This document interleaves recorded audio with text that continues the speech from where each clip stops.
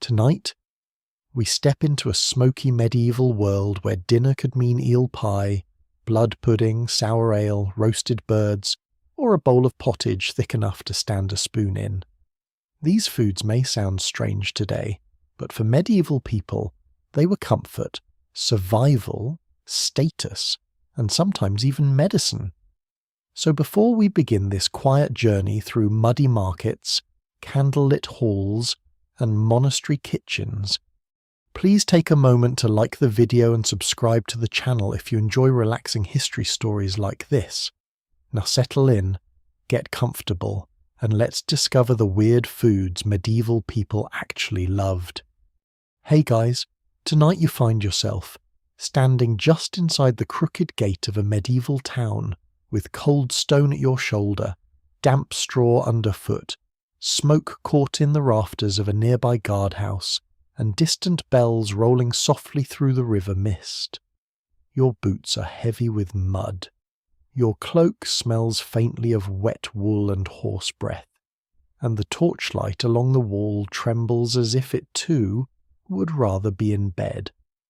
Medieval travel brochures really oversold this experience. You probably would not last a week out here, not because you lack courage, but because breakfast alone may ask more of you than any dragon ever could. So, before you get comfortable, take a moment to like the video and subscribe, but only if you genuinely enjoy what I do here, and as you settle in, leave a comment with where you are watching from and what time it is there, so this little firelit road can stretch quietly across the world.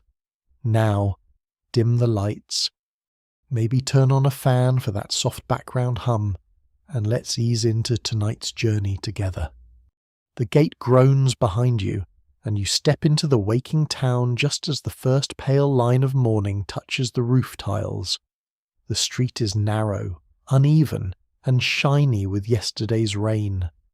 Rushes and old straw have been swept from doorways into little damp heaps, and every few steps your boot finds a mystery that is best left unnamed. Above you, wooden upper floors lean toward one another like sleepy neighbours sharing secrets. Somewhere, a baby goat complains. Somewhere else, a man coughs so dramatically that even the pigeons pause to judge him. But what reaches you first is not the sound, it is the smell. Smoke, yeast, onions, sour ale, river mud, hot fat, wet leather, and something sharp enough to make your nose reconsider its calling in life. The town is hungry, and hunger here does not arrive politely. It pours from a bakehouse doors, rises from blackened pots, drifts from baskets, and wraps itself around you like a cloak that has been worn by several generations and washed by none of them. Near the market cross, a woman with red hands and a wool hood lifts pies from a covered tray. The crusts are dark and sturdy, less like pastry and more like small defensive walls. Men coming in from the fields buy them with clipped coins and careful glances. For a hot pie is not merely food this early in the day. It is warmth you can hold. It is grease against the cold. It is a little private castle for the stomach. No one can quite agree whether the best pies are the ones filled with minced pork, eel, cheese, or whatever the cook swears is definitely pork after being asked twice. You take one because the steam looks friendly, and because you've learned already that medieval caution often loses to medieval appetite. The crust cracks under your fingers. Inside waits a soft, peppery mixture of meat, onion, herbs, and gravy. Thick enough to cling to the bread and salty enough to wake even the most sorrowful soul. It is strange, yes, but not unpleasant. In fact, by the third bite, you begin to understand why people speak of pies here with the loyalty usually reserved for saints and reliable shoes. A bell rings from a chapel tower beyond the rooftops, marking the hour for those who can hear it and reminding everyone else that time belongs mostly to God and occasionally to whoever controls the ovens. Beside the bakehouse, a boy turns a spit with the expression of someone who's already learned that adulthood is mostly smoke in the eyes. Small birds roast over coals, their skins shining with fat. A merchant in a fur-lined cloak buys two and eats one whole, bones and all, with calm satisfaction. Some swear that roasted songbirds sharpen the wit, though judging by the merchant's attempt to haggle for the second bird after already eating it, the matter remains open. You move deeper into the square, where the market is still unfolding. Cloths are spread on boards, baskets thump onto trestles.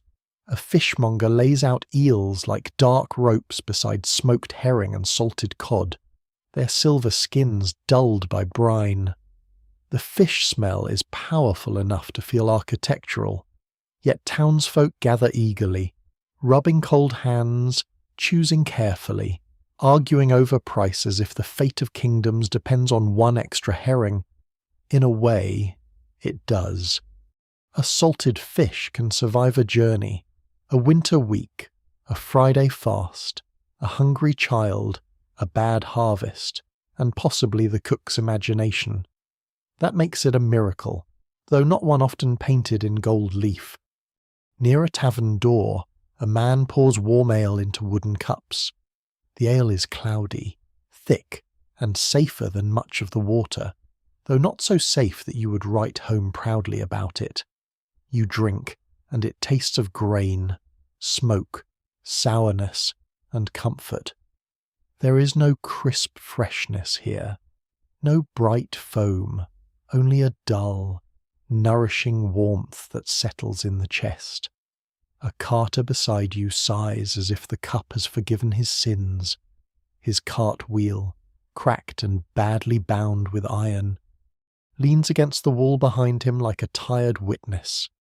A scruffy dog sits near it, watching every bite in the square with deep professional interest. The dog begins following you after you drop a crumb.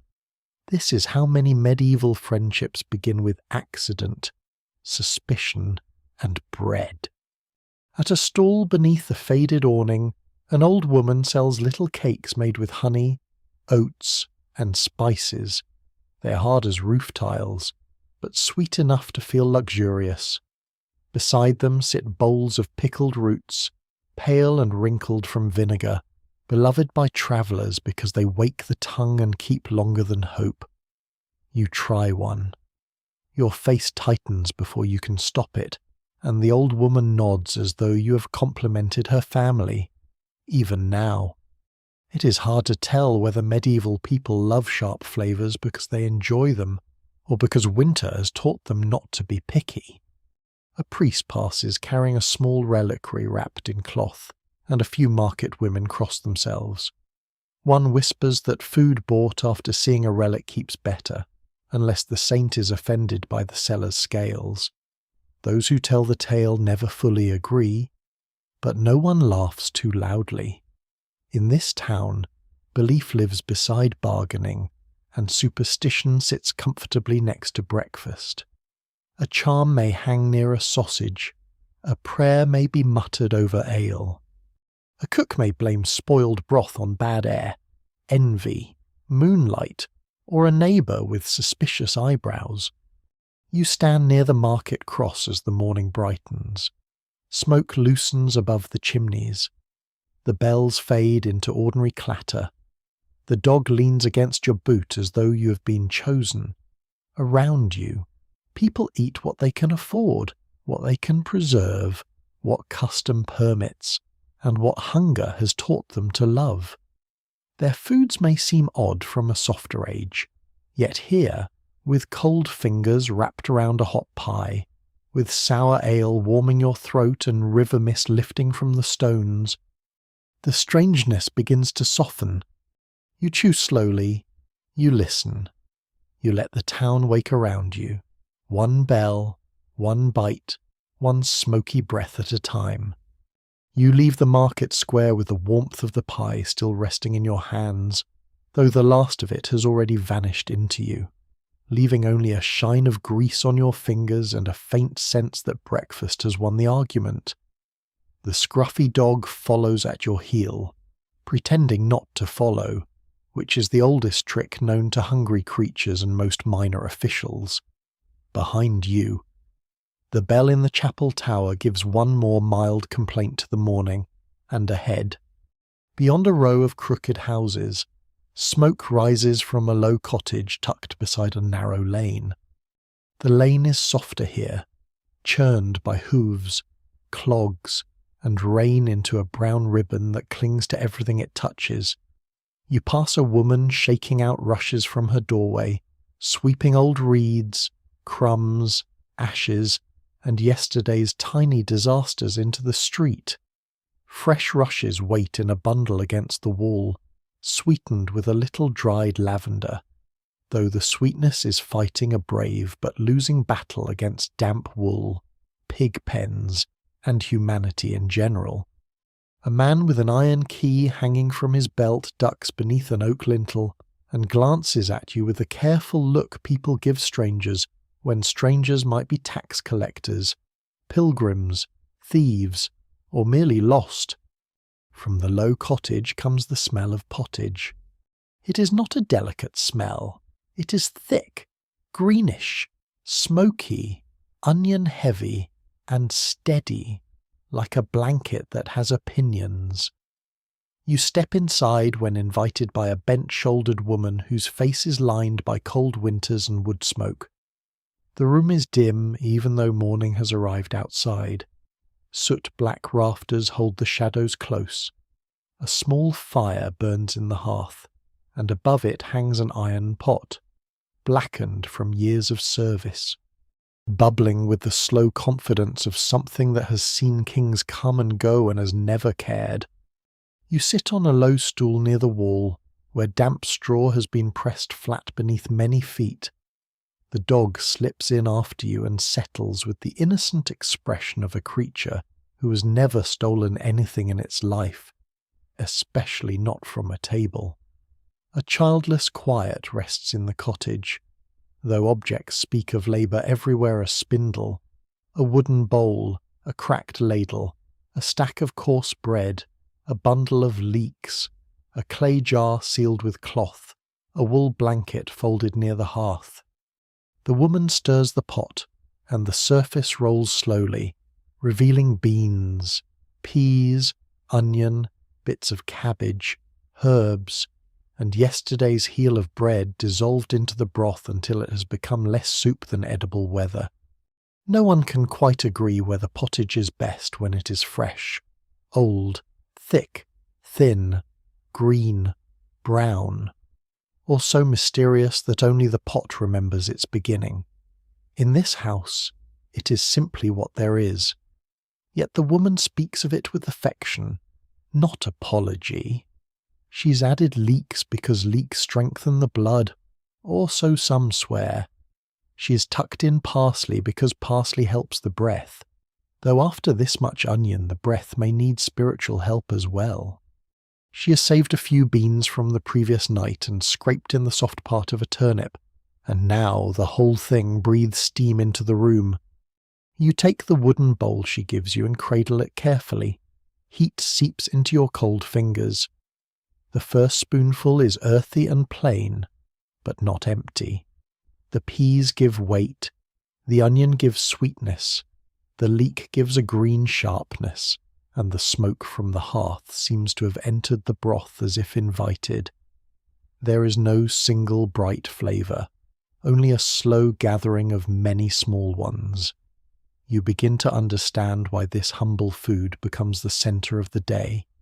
It asks little, forgives much, accepts almost anything, and fills the belly without asking whether you have silver. A rooster cries outside with needless confidence. Somewhere nearby, a pig knocks against a fence. The woman breaks a piece from the coarse loaf and drops it into your bowl. The bread is dark, gritty, and stubborn. It may contain rye, barley, oats, and a few tiny stones pretending to be grain.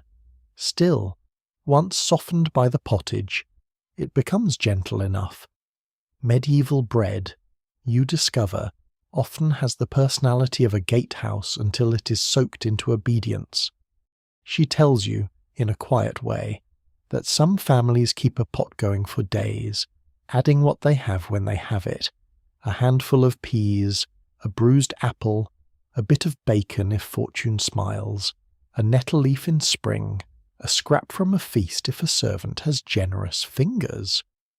Those who tell the tale never fully agree on whether a long-kept pot tastes better because it deepens, or because everyone is too hungry to criticize it.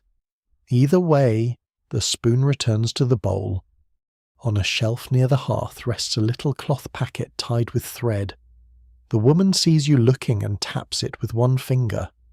A charm against sour milk, she says, though she cannot say whether it works better than keeping the milk cool. Some swear a spoken blessing keeps beans from turning bitter. Others say bitterness comes from bad soil, old seed, or a cook who's been insulted before noon. In a world where the harvest can fail, hens can stop laying. And winter can stretch like a landlord's patience. A charm beside the pot feels less foolish than it might by daylight in a warmer age. The dog receives a crust after a long period of theatrical suffering. He accepts it with gravity, as if performing a holy office. Outside, the town's noises soften behind the cottage walls. You hear cartwheels in the lane, the distant call of a fish seller, and the far bell of the monastery marking another hour. Time moves not by clocks here, but by hunger, work, prayer, and the slow thickening of whatever hangs over the fire. You finish the bowl slowly. The pottage leaves warmth behind, not the lively pleasure of honey cakes or hot pies, but the deeper comfort of being kept alive by humble things. The woman scrapes the sides of the pot, folds her hands inside her sleeves, and watches the fire as though reading weather in the coals. You thank her, and she nods, already thinking of the next task, the next meal, the next handful of something that can be stretched into supper. When you step back into the lane, the air feels colder than before. The dog follows again, now fully committed to this uncertain partnership. The broken cartwheel from the market leans in your memory. The bell fades behind the rooftops, and the taste of leeks and smoke stays with you as you turn toward the road where the alehouse waits. Low-roofed and dark, breathing out its own strange promise of warmth. You reach the alehouse just as a soft rain begins to fall, not in honest drops, but in a fine drifting mist that settles into your hood, your sleeves, your eyelashes, and your mood. The sign above the door hangs from 2 iron hooks, painted with a faded boar whose expression suggests he has heard every complaint ever spoken by travellers. Beneath it, the doorway stoops low, as if the building expects humility before entry. You duck inside with a dog at your heels, and the world becomes smoke. Warmth, murmur, and the heavy smell of ale. The room is long and low, its rafters darkened by years of soot. Rushes lie scattered across the floor, already damp near the threshold and sweeter near the hearth, where someone has tossed down a handful of herbs to persuade the room it is cleaner than it is. Beeswax candles burn in shallow iron holders along the walls, though tallow dips smoke from the tables, giving off that faint greasy smell which makes every shadow feel slightly edible. Men sit shoulder to shoulder on benches, cloaks steaming, boots muddy, hands wrapped around cups as if the cups are small household gods. You find a place near the fire, and the dog curls beneath the bench with the air of one who has paid good coin for lodging. A serving woman brings you warm ale in a wooden cup. It is cloudy, brown gold, and faintly sour, with a skin of warmth on top. You drink, and it slides down with the comforting seriousness of liquid bread. Some swear that ale taken warm steadies the stomach better than cold water. though no one can quite agree whether it heals the traveller or simply makes him less inclined to notice his troubles. Either way, after the road, the rain, and the pottage still sleeping in your belly, it feels like kindness. Near the hearth, a man in a patched fur-lined cloak eats an eel pie with slow reverence. The pie is broad and squat, its crust cracked open to reveal pale curls of eel in a thick peppered sauce. It smells of riverbanks, butter, onions, and a certain muddy bravery. You watch him lift a piece, chew thoughtfully, and nod as though hearing wise counsel. Eels are loved in towns like this because they thrive where people live, in rivers, ponds, ditches, and waters that look less like nature and more like an accusation. A good eel can become pie, stew, roast, or Lenten comfort, depending on the day and the courage of the cook. The serving woman sees your glance and asks if you want one. You hesitate just long enough to prove you are still learning. Then hunger, curiosity, and the alehouse's thick persuasion do their work. The pie arrives hot enough to fog your face. The crust is tough at the edges and soft beneath the gravy. The eel is rich, smooth, and stranger than fish, with a sweetness under the mud and a texture that refuses to behave. It is not bad. That is the surprise. It is odd, certainly. The sort of meal that seems to have crawled out of a river and negotiated its way into nobility. But with pepper and onion it becomes deep, warming, and almost elegant. Almost. Across from you, a carter with a cracked thumb eats pickled roots from a wooden bowl. Carrots, turnips, and perhaps parsnips gleam pale in vinegar and salt. He bites them with a crunch that cuts through the room's murmurs. The sharp smell rises above smoke and ale, waking the tongue before the mind is ready. Pickled food keeps through lean days, brightens heavy meals, and gives winter something to say besides no. Those who tell the tale never fully agree whether a strong pickle prevents sickness, chases damp from the bones, or merely gives poor people a reason to make heroic faces at supper. You try one when he offers it. The vinegar grips your jaw, your eyes water politely. The carter grins, missing 2 teeth and several illusions about life. He tells you that a good pickle clears the head. This may be true, because for a moment you remember every mistake you've ever made. At the next table, 2 pilgrims argue over cheese. One insists the best cheese is hard, old, and sharp enough to defend itself. The other favours soft cheese mixed with herbs, easier on the teeth and less likely to smell like a bishop's forgotten sock. Between them lies a loaf of coarse bread, a clay dish of mustard, and a small pile of roasted onions collapsed into sweetness. Even now, it is hard to tell whether medieval people adore strong flavours because they are bold, or because strong flavours are very useful when the bread is old. The meat is tired, and the cook has done what could be done. A dice game rattles near the wall. A monk in a travel-stained habit sits alone by a candle, eating dried figs from a pouch and pretending not to listen to gossip. His fingers are ink-stained, and his eyes flick toward every mention of food as if he is recording sins for later organization.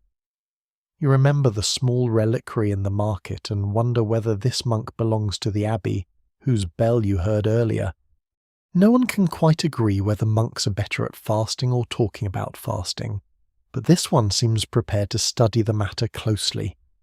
The alehouse keeper brings out a platter of small sausages, dark from smoke and speckled with herbs.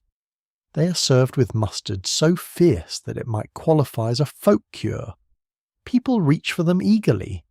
The sausages snap when bitten, giving off fat, garlic, and smoke. In a world without easy freshness, smoke is memory made edible. It keeps meat longer, hides certain doubts, and makes even scraps taste as though they have sat beside a noble hearth and learned manners. Rain taps against the shutters. The room settles deeper into itself. Voices lower, cups are refilled. The dog receives a sliver of sausage from someone who claims not to like dogs, then gives him another because medieval principles are flexible near the fire. You lean back against the wall, warmed by ale, eel pie, smoke, and the strange comfort of shared weather.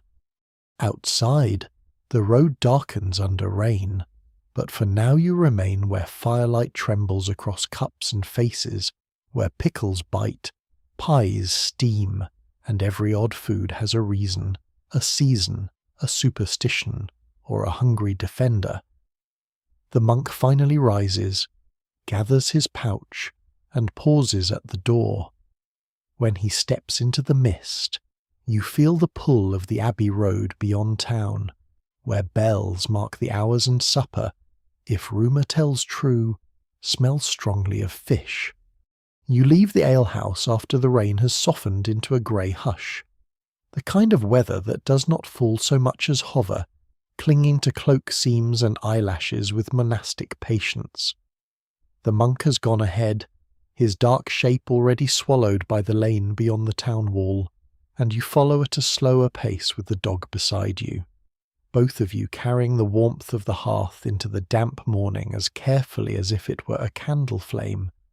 Behind you, the alehouse door closes on smoke. Laughter, eel pie, and the carter's heroic pickles. Ahead, the road bends toward the abbey.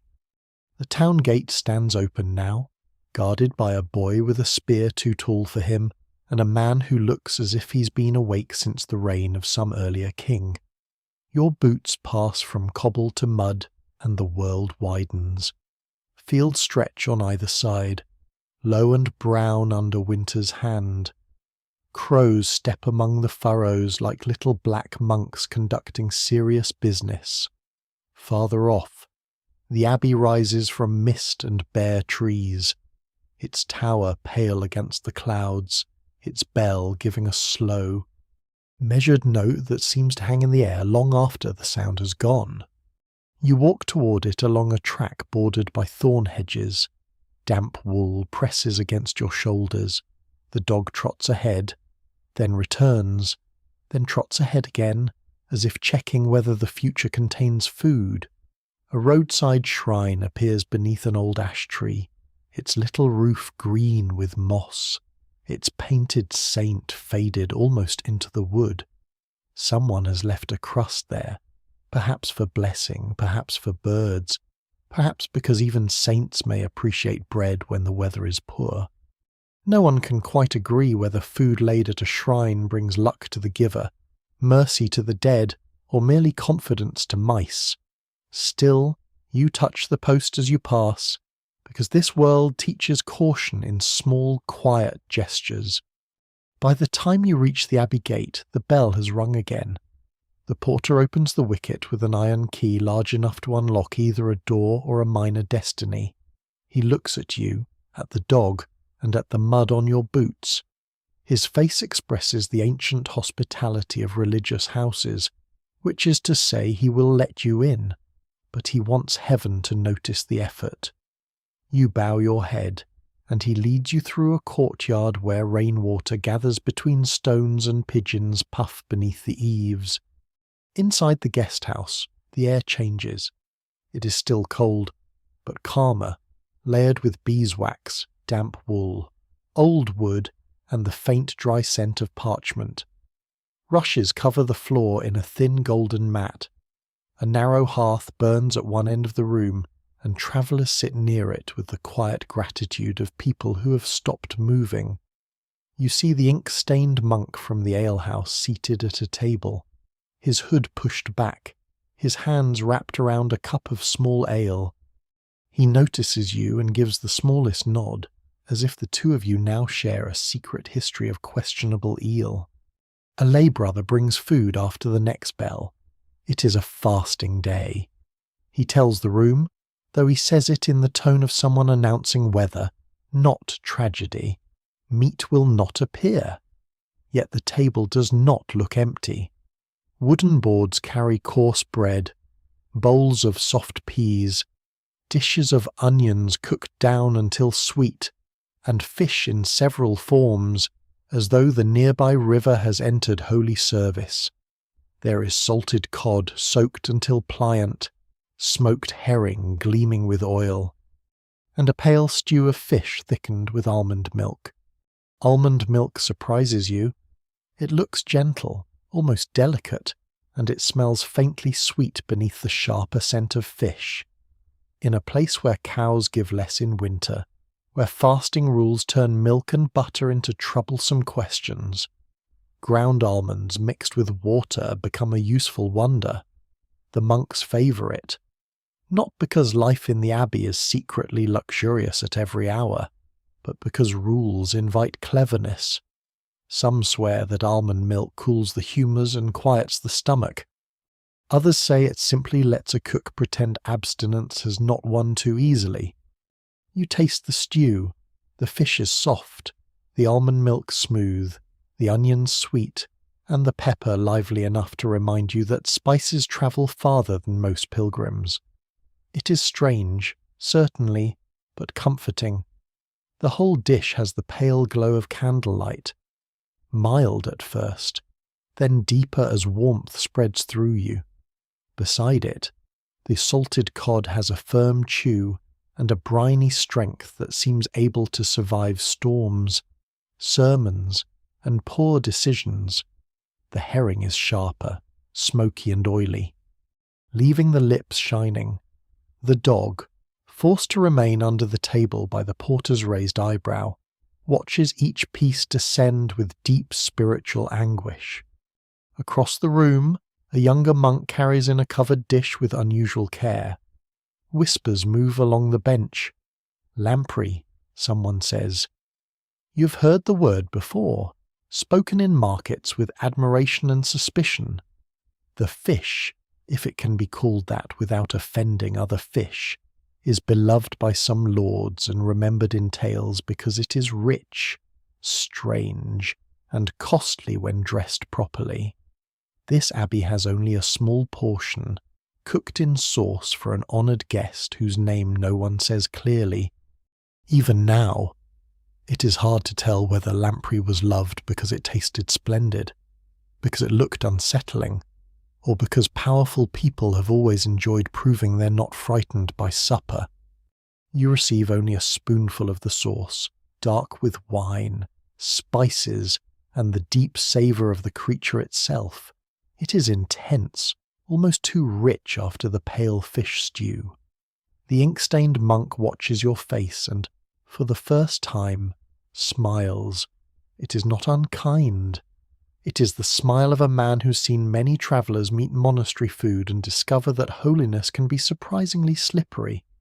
After the meal, the monks rise for prayer, their sandals whispering over stone. You remain in the guest house with the travellers, listening as chant seeps faintly from the church like warmth from another room. On the table, crumbs rest beside fish bones, onion skins, and empty cups. A half-burned candle leans in its holder. The porter finally relents and lets the dog have a crust, though he does so with the severity of a judge reducing a sentence. The afternoon dims early behind the rain. You sit near the hearth, full of salted fish, almond milk, and the gentle oddness of a world where fasting can produce feasts of another kind. Outside, bells measure the day into smaller, softer pieces. Inside, the monk opens a little book, wets his pen, and begins to write, perhaps about saints, perhaps about accounts, perhaps about the moral dangers of eel pie. Those who tell the tale never fully agree on what monks record when travellers are nearby. As evening approaches, a servant from the abbey kitchen whispers that the road to the nearby Lord's Hall is passable by torchlight, and that tonight there may be a feast. You look toward the window, where mist presses its pale face to the glassless opening. Your cloak is not dry. Your boots are still heavy, and the dog is already standing as if he understood the word feast perfectly. So you rise with the others, carrying the taste of smoke and salt with you. While the abbey bell tolls behind your shoulder and the road leads on through the wet blue dusk. You leave the abbey as dusk folds itself over the fields, blue at first, then violet, then nearly black beneath the bare branches that lean across the road. A lay brother gives you a twist of coarse bread for the way, and the porter, after a long inspection of the dog, allows the animal to pass without comment.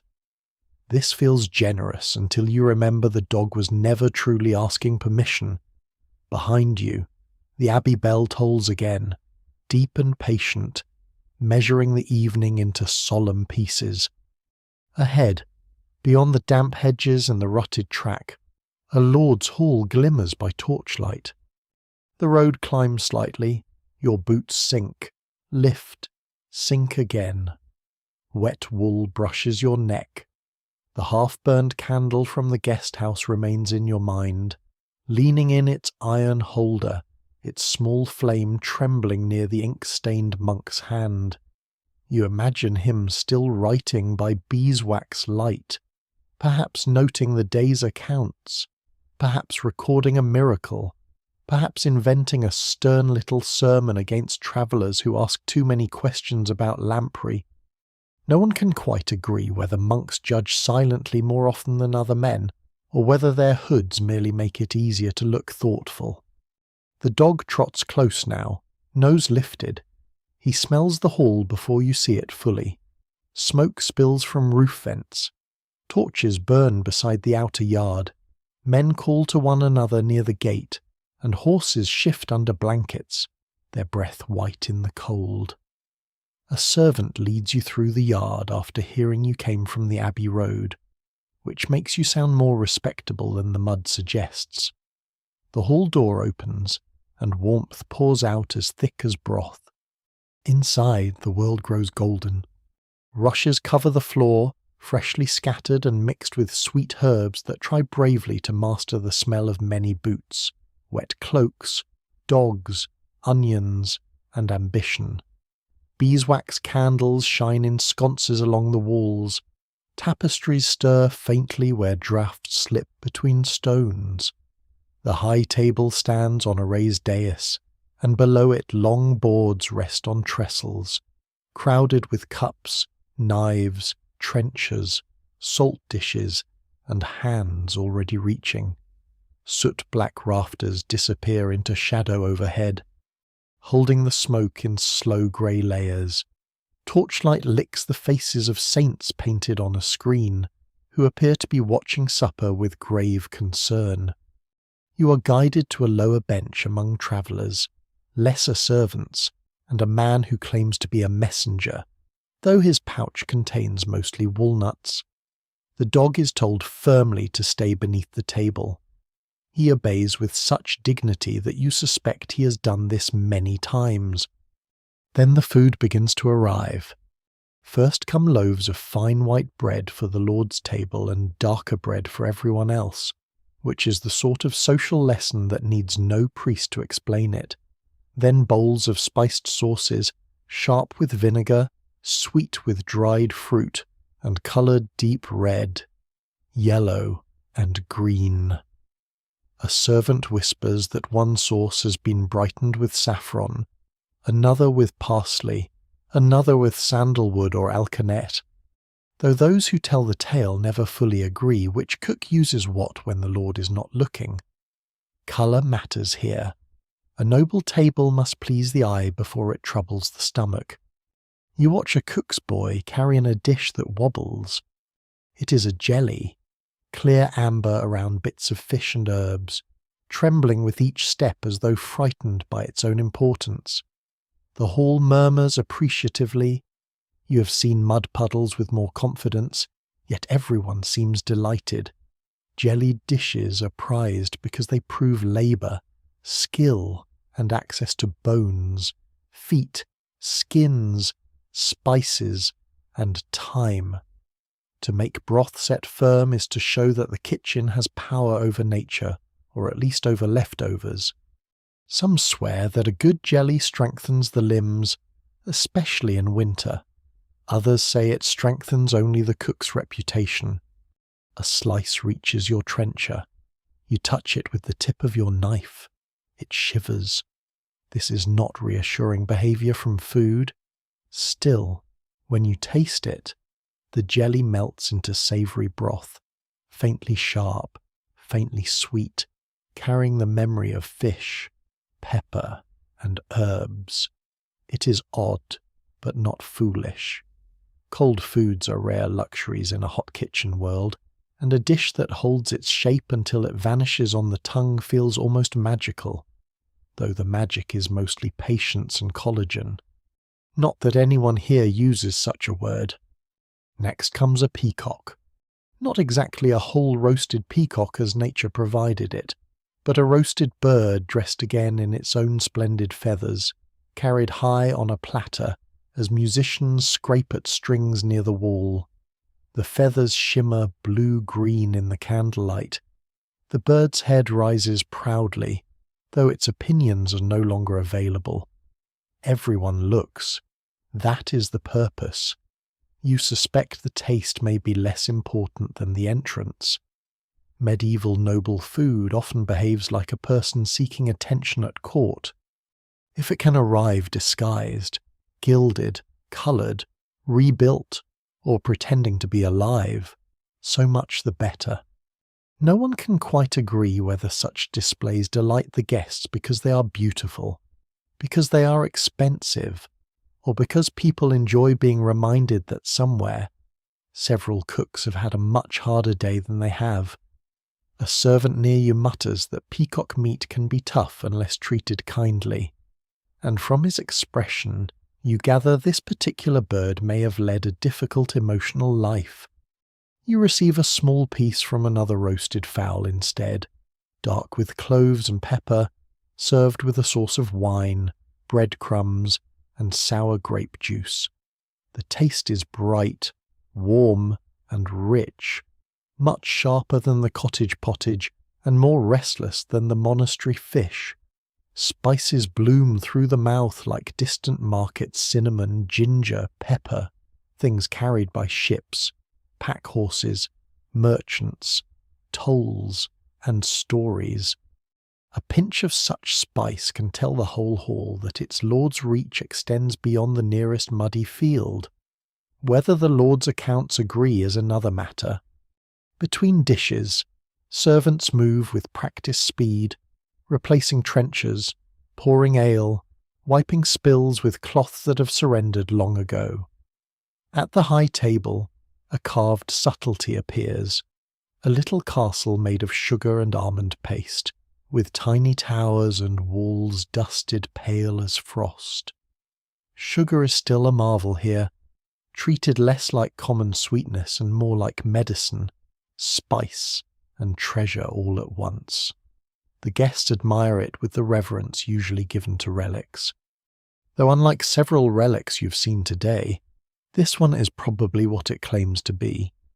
The dog noses your boot. You lower a crumb. He accepts it without moving his head fully into view, a technique worthy of court diplomacy. As the hall grows warmer, the laughter softens rather than rises. Rain taps against the shutters. The torches sink lower. A servant brings another jelly, this one redder, holding pieces of fruit like little trapped jewels. You taste honey, wine, and rose water. And for a moment the muddy road, the smoky alehouse, the abbey's salted fish, and the market's hot pies all seem to belong to another life. Yet they are still with you. They sit beneath the feast like the stones beneath rushes necessary. Hidden and always there. You look toward the high table, where the Lord lifts his cup and the candlelight catches the rim. Around him, people eat dishes made to dazzle, to flatter, to declare wealth, to turn hunger into theatre. But down where you sit on the lower bench with damp boots and tired shoulders, the finest thing may still be the warmth, the shared bread, and the small mercy of a full belly. Even now, it is hard to tell whether the feast is truly for eating or for remembering later. The last platter passes. The peacock feathers gleam once more before disappearing toward the screens. A bell rings somewhere beyond the wall, faint through the rain. You settle back on the bench, half drowsy, while the dog sighs beneath the table and the hall trembles gently with candlelight, spice, smoke, and the proud wobble of jellies that medieval people love far more than seems reasonable, until the servants begin gathering trenchers and the night slowly thickens around the stones. By the time the proud jellies have made their trembling retreat and the peacock's borrowed splendour has vanished beyond the screens, the hall has settled into the slower part of feasting. When the important guests lean back, the servants move more quietly, and everyone begins pretending that one more bite would be impossible while still watching the door. The candles have burned lower, the rushes beneath the tables are scattered with crumbs, bones, onion skins, and little spills of ale. Smoke gathers in the rafters like a tired grey flock, and the rain outside taps the shutters with soft, patient fingers. You remain on the lower bench, warm and heavy-eyed, with your damp boots stretched toward the hearth and the dog pressed against your ankle under the table. His fur is still faintly wet from the road, but he has the satisfied stillness of an animal who has discovered that human feasts shed food the way autumn trees shed leaves. A servant steps past you with a stack of trenchers, the thick slices of stale bread used as plates, each one darkened and softened by gravy, sauce, fat, and the memory of everything laid upon it. They look humble after the sugared castle and jewelled jellies, but the eyes around you follow them with deep interest. Here, at the lower tables, the trencher is no mere dish. It is the second supper hiding beneath the first.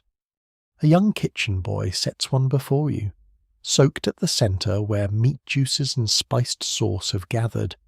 The edges remain tough and brown, but the middle has become soft, rich, and dark with dripping. You lift a piece carefully, and the bread bends under its own treasure. It tastes of roasted fowl, pepper, onions, smoke, and salt, with a faint sweetness from the sauce that ran across it earlier. Coarse bread, which in the morning may have behaved like a roofing tile, has now become tender and savoury, turned generous by everything it caught. No one can quite agree whether the best part of a feast is the first proud dish or the last soaked trencher. The Lord's guests may praise the peacock, because praising expensive birds is safer than insulting them. But servants, carters, children, and hungry travellers know the truth may lie closer to the boards. Fat does not lie. Gravy does not pretend. A trencher that has held good meat tells its story plainly. Across from you, the messenger with the walnut pouch tears into his own bread plate with the calm focus of a monk illuminating scripture. Beside him, an old servant dips a strip of trencher into a wooden bowl of dripping, the rendered fat saved from roasting pans. The dripping is smoky, golden brown at the edges, and flecked with herbs. It glistens in the candlelight like something far grander than it is. Some swear that a spoonful of hot dripping before bed keeps winter out of the bones. Others say it simply makes a man sleep because his stomach has too much work to do. Those who tell the tale never fully agree, but the servant looks peaceful enough to be persuasive. You accept a small piece when he offers it. The bread drinks the fat at once. The taste is simple, deep, and almost indecently comforting, all smoke and salt and warmth. It reminds you of the alehouse sausages, of the pottage pot, of the market pies. of every household that has ever learned to waste nothing because waste is a luxury too proud to live long among ordinary people. Even in noble halls, scraps have destinies. Bones become broth, crusts become thickening, fat becomes flavour. Stale bread becomes plate, then meal, then perhaps a final gift to the poor waiting by the door. At the far end of the hall, near the screens, 2 servants sort trenchers into separate baskets. The cleaner pieces may go to favoured dogs, pigs, or the poor outside the gate. The richest pieces, if fortune is in a generous mood, may be eaten by those who work through the feast without sitting. A little quarrel begins over one trencher that held the Lord's spiced sauce. It is resolved with a look from the steward, whose eyebrows seem trained for legal judgment. You saw a manor court once in miniature at the market cross, with men arguing over grazing rights and missing hens. This steward could have ruled them all with one eyebrow and half a candle. The dog sees the baskets and sits upright. He has grasped the theology of leftovers. A girl with flour on her sleeve brings more coarse bread to the lower bench, and you notice how carefully she handles each loaf. Grain is labour made visible. Every slice carries ploughing, sowing, weeding, reaping, threshing, grinding, baking, hauling, tolls at the mill, dues to the Lord, and prayers against rain at the wrong time. Bread here is not background. It is the floor on which life stands. Fine white bread belongs to the wealthy because it demands better grain and finer sifting. Dark bread belongs to nearly everyone else, and sometimes it carries more grit than anyone would call charming. Yet when soaked in broth, ale, milk, or fat, it becomes soft enough, filling enough, beloved enough. Even now, it's hard to tell whether people love trencher bread because it tastes good, or because the body loves anything that comes warm, salty, and honest after a long day. You chew slowly and decide the question need not hurry toward an answer. The hall quiets further. The musicians near the wall pluck softer notes. Their fingers move in candle glow, and the melody wanders like someone finding his way through mist. A servant kneels to stir the hearth, sending sparks upward. The smoke shifts in the rafters. The tapestries breathe with the draught. Around you, people lean close, telling sleepy stories of harvests, tolls, strange cures, and a woman in the next village who swears that placing a crust beneath a cradle keeps nightmares away.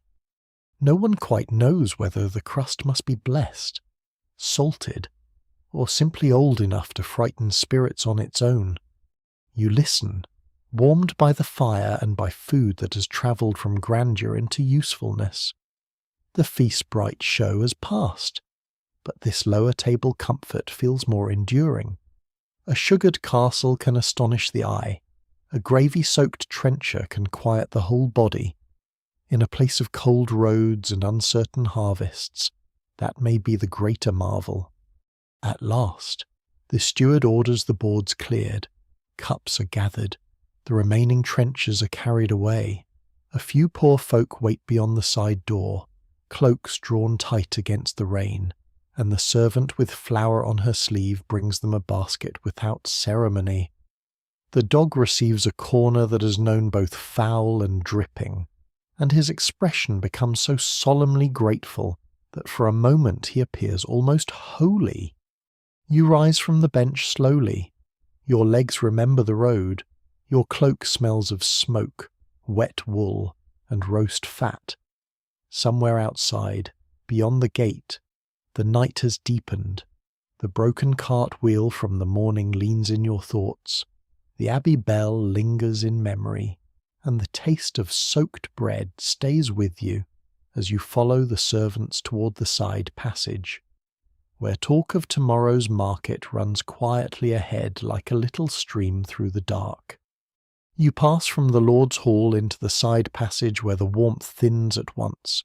as if the stones themselves have been waiting politely to remind you who truly owns the night. Behind you, servants clear the last cups and sweep the rushes into tired heaps. Before you, a narrow door opens to the yard, and the smell of rain, horses, ashes, and wet earth rises to meet you. The dog slips out first, nose high, tail steady, already thinking of tomorrow with the practical optimism of a creature who trusts markets more than kings. A servant with flour on her sleeve points you toward the guest loft above the stable, where travellers may sleep if they do not mind hay, draughts, and the occasional philosophical mouse. You climb the ladder and settle beneath a wool blanket that scratches like it has strong political views. Below, horses shift and blow softly. Somewhere in the yard, an iron chain knocks against a post.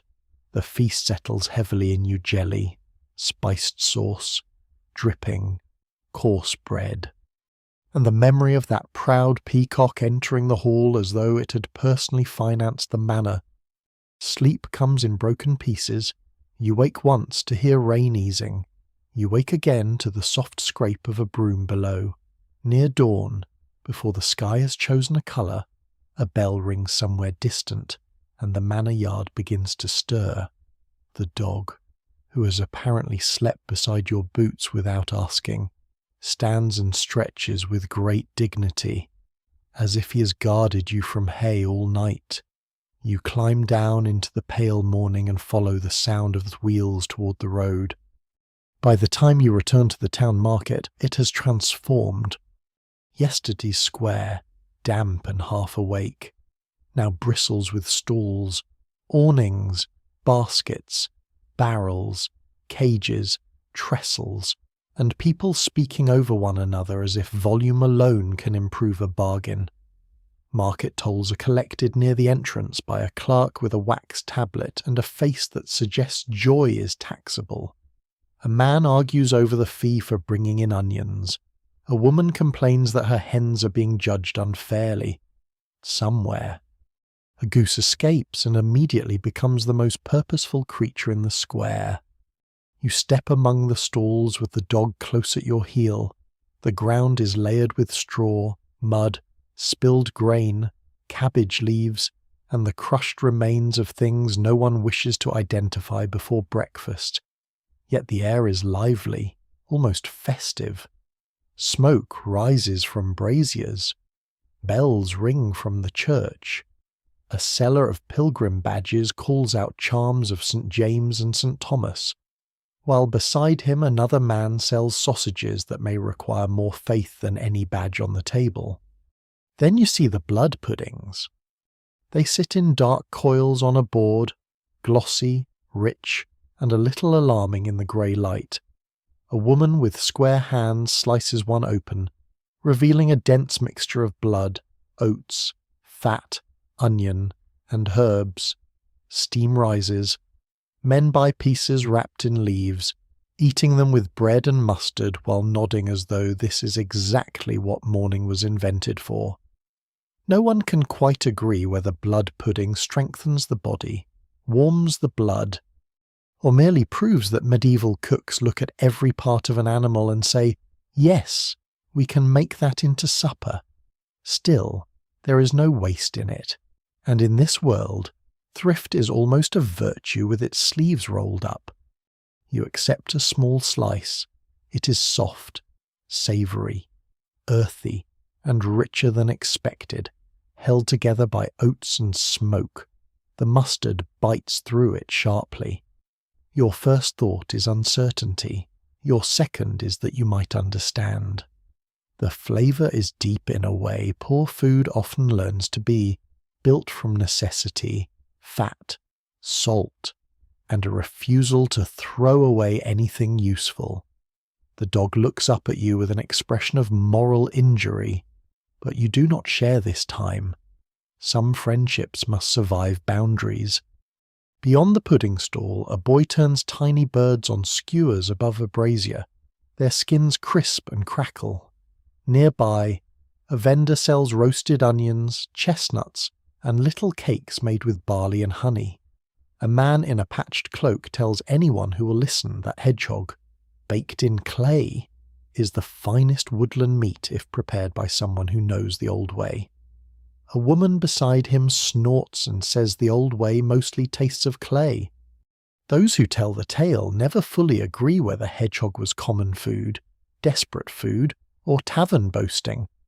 But the argument draws a small crowd, which may be the point. At another stall, a healer sells foods that promise more than food usually should. Walnuts for the head, because they resemble little brains. Lungwort for breathing, because its spotted leaves suggest troubled lungs. Yellow saffron to cheer the heart, if one can afford enough cheer to matter. This old habit of reading signs in plants and shapes feels half remedy, half riddle. Some swear that eating a thing shaped like a body part helps that body part. Others swear mainly at the price.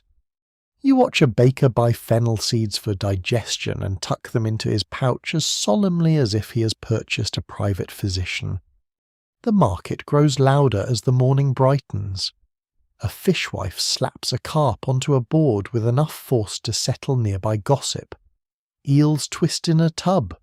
Cheese wheels are tested by smell, thumb, and suspicion. Pickled cabbage sits in clay jars, sharp enough to announce itself from several stalls away. A man offers spiced wafers stamped with little patterns, and for a moment they look nearly holy, like edible church windows made for people with better teeth. Even now, it is hard to tell whether market food is loved for flavour, convenience, spectacle, or simply because eating outside among shouting neighbours makes hunger feel less lonely. Here, strange foods become stories before they become meals. A blood pudding is not just breakfast, it is proof of thrift. A roasted songbird is not just a bite, it is a tiny luxury. A sour pickle is not just a vegetable, it is a winter argument preserved in vinegar. Near the market cross, the suspicious monk from the abbey appears again, carrying a basket covered with cloth. He pauses beside the blood pudding stall, studies it with the calm severity of a man deciding whether temptation has a fair price, then buys a barley cake instead. You pretend not to notice. He pretends not to notice you pretending. Medieval manners are delicate things. A bell rings, and the square shifts with it. Buyers hurry, sellers call louder, and the clerk by the gate scratches at his wax tablet. You stand in the midst of it all, wrapped in smells of smoke, blood pudding, hot onions, fish brine, wet wool, and honey. The dog finally receives a fallen chestnut, decides it is beneath his hopes, and sits on it. Soon the road will call again, leading out past the shrine and toward the pilgrim way. But for a while longer you drift through the market, tasting, listening, and learning that odd food is rarely odd to the people who need it, love it, argue over it, and carry it warm in their hands through the mud of an ordinary medieval morning. You leave the market while the square is still loud behind you, its cries and bells and bargaining fading by degrees as the road bends away from the town gate. The dog comes willingly now, though he pauses once to look back toward the blood pudding stall with the solemn grief of a pilgrim leaving a holy place. Your cloak has gathered the scents of the morning smoke, onions, fish brine, damp wool, and that sharp vinegar bite from the jars of pickled roots. In one hand you carry a small bundle wrapped in cloth, bought from a woman near the market cross-hard cheese, coarse bread, dried peas, and 2 honeyed barley cakes tough enough to survive both travel and insult. The pilgrim road opens beyond the hedges. It is not a grand road, though songs may have improved it over the years.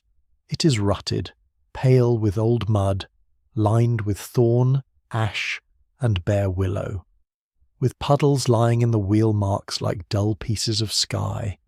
Every so often, you pass a wooden cross, a stone marker, or a scrap of cloth tied to a branch where someone has prayed, promised, thanked, bargained, or simply hoped not to be robbed before sunset. Some swear that tying a thread near a roadside shrine leaves sickness behind. Others say it leaves only thread. No one can quite agree, but the branches are crowded with little knots of faith. You walk among pilgrims before long. They come in twos and threes, in patched cloaks and broad hats, with staffs in hand and pilgrim badges pinned to their chests. One wears a scallop shell darkened by rain. Another carries a little lead badge shaped like a saint who has lost most of his face through hard travel. A woman with a fur-lined hood walks slowly beside her brother, who keeps a pouch under his tunic and touches it often, as if counting coins by worry alone. Their boots slap the mud in a tired rhythm. The road smells of wet earth, horse dung, wool, and faint wood smoke from farms hidden beyond the hedgerows. At midday, rain threatens but does not quite fall. You stop with the others near a roadside shrine where a painted virgin leans under a small roof, her blue robe faded by years of weather. Someone has left a crust on the ledge. Someone else has placed 3 dried peas in a crack of the stone. The woman in the fur-lined hood says peas given to the holy keep hunger from the road. Her brother says peas eaten by the traveller do the work more directly. Those who tell the tale never fully agree on which of them is wiser. You sit on a fallen log and unwrap your food. The hard cheese is pale, dense, and sharp enough to wake the jaw. It smells of cellar air and patience. You cut a piece with your knife, lay it on bread, and chew slowly. The bread is coarse and dry, but the cheese gives it life, salt, and stubborn comfort. A pilgrim beside you offers dried peas from a leather pouch. They are hard little things, meant to be soaked if one has time, boiled if one has fire, chewed if one has neither. You try a few and discover they require commitment.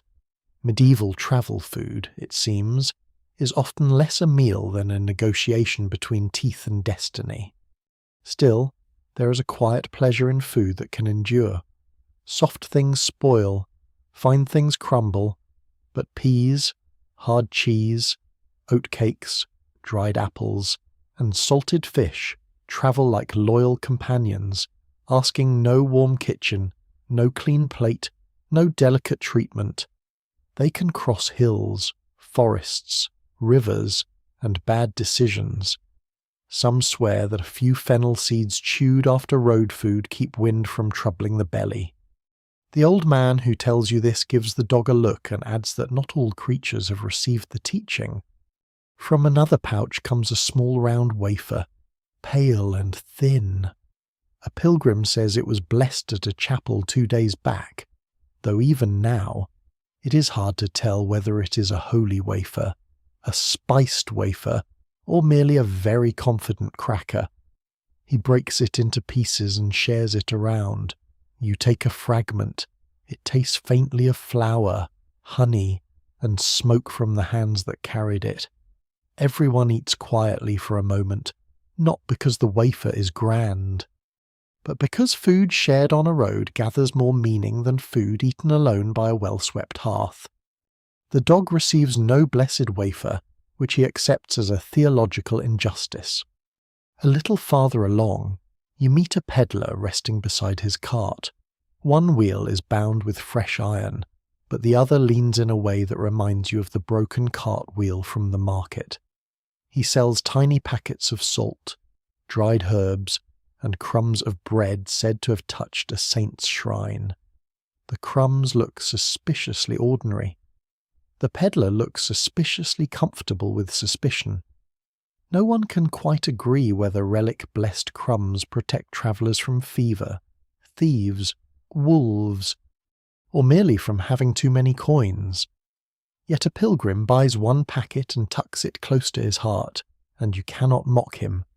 The road is long, dusk comes early, and even a doubtful blessing weighs less than fear. By late afternoon, the clouds thin enough for a pale strip of light to spill across the fields. You walk through it with your cloak drying at the edges and your bundle lighter than before. The pilgrims murmur prayers, gossip, remedies, and recipes in the same soft tones. One woman swears that stale bread rubbed with garlic keeps away illness. Another says garlic mostly keeps away conversation. The old man with fennel seeds laughs until he coughs, then blames the damp air rather than his age. As evening leans nearer, you see smoke ahead from a wayside fire. The road dips toward a stand of trees where travellers gather, warming hands, sharing scraps, and comparing blisters with the weary pride of people who have suffered honestly. You sit among them, and the dog curls at your feet. Someone passes dried apple. Someone else passes hard cheese. A bell from a distant abbey drifts across the fields, faint but steady, and the sound folds itself into the chewing, breathing, and quiet settling of bodies under the dimming sky. You understand then that pilgrim food is not loved because it is soft, rich, or splendid. It is loved because it lasts, because it can be shared, because it carries memory, blessing, salt, and survival in a pouch beneath a wet cloak. On this road, even a hard pea can become part of a story, and even a crust left by a shrine can seem, in the right light, like a small mercy. By the time the wayside fire has burned down to a red eye in the ash, the evening air has sharpened, and the pilgrims draw their cloaks closer around their shoulders. The old man with the fennel seeds has fallen asleep sitting upright, which seems either a miracle of discipline or proof that road weariness can defeat posture. The dog lies across your feet, heavy and warm, holding you in place as if you were a piece of valuable luggage. Above the trees, the sky clears just enough to show a few cold stars, pale and watchful over the pilgrim road. You sleep lightly, waking whenever the fire shifts, whenever a horse stamps, whenever someone coughs into wool. Once, in the deep part of the night, you hear the distant abbey bell again, so faint that it might be memory rather than sound. By dawn, frost has silvered the grass, and the world smells of cold earth, ashes, damp leather, and the sour edge of breath in winter air. You rise stiffly, shake straw and leaves from your cloak, and share the last corner of yesterday's bread with the dog, who receives it as though the arrangement was always understood. The pilgrims continue south, but you turn with a farm servant toward a nearby manor, where he says work is being done in the winter storehouse.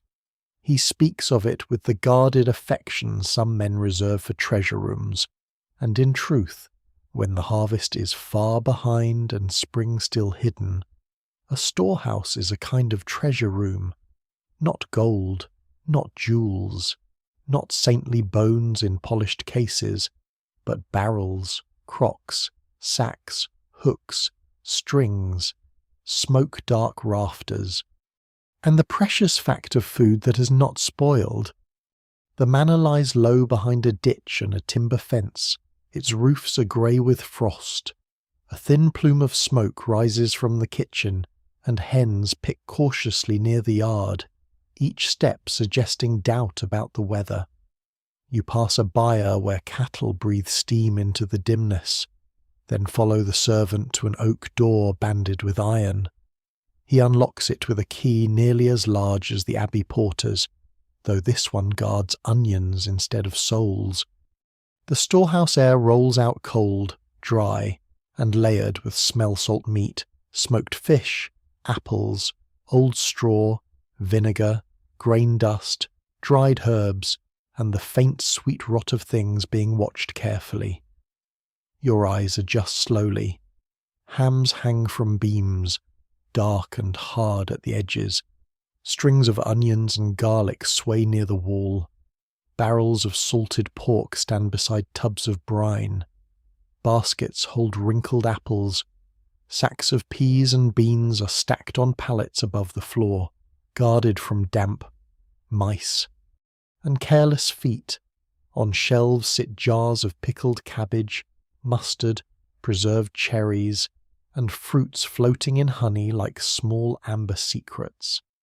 No one can quite agree whether winter storehouses smell comforting or terrifying. They promise survival, but they also remind every nose in the room how easily survival can shrink if rats find a gap, if mold creeps under a lid, if salt is wasted, if someone forgets to check the apples. The servant lifts one apple from a basket and turns it in his hand. Its skin is wrinkled and brown spotted, but when he cuts it open, the flesh inside is still pale enough. He gives you a slice. It is soft, dry, sweet in a tired way, and faintly cellar cool. You eat it slowly, and it tastes like sunlight remembered by something patient. Against the far wall, an older woman supervises two girls packing layers of straw between pairs. She wears a wool veil pinned tight beneath her chin and carries a little bundle of rosemary at her belt. Some swear rosemary near stored fruit keeps corruption away. Others say it keeps the air pleasant while corruption does what it likes. Those who tell the tale never fully agree.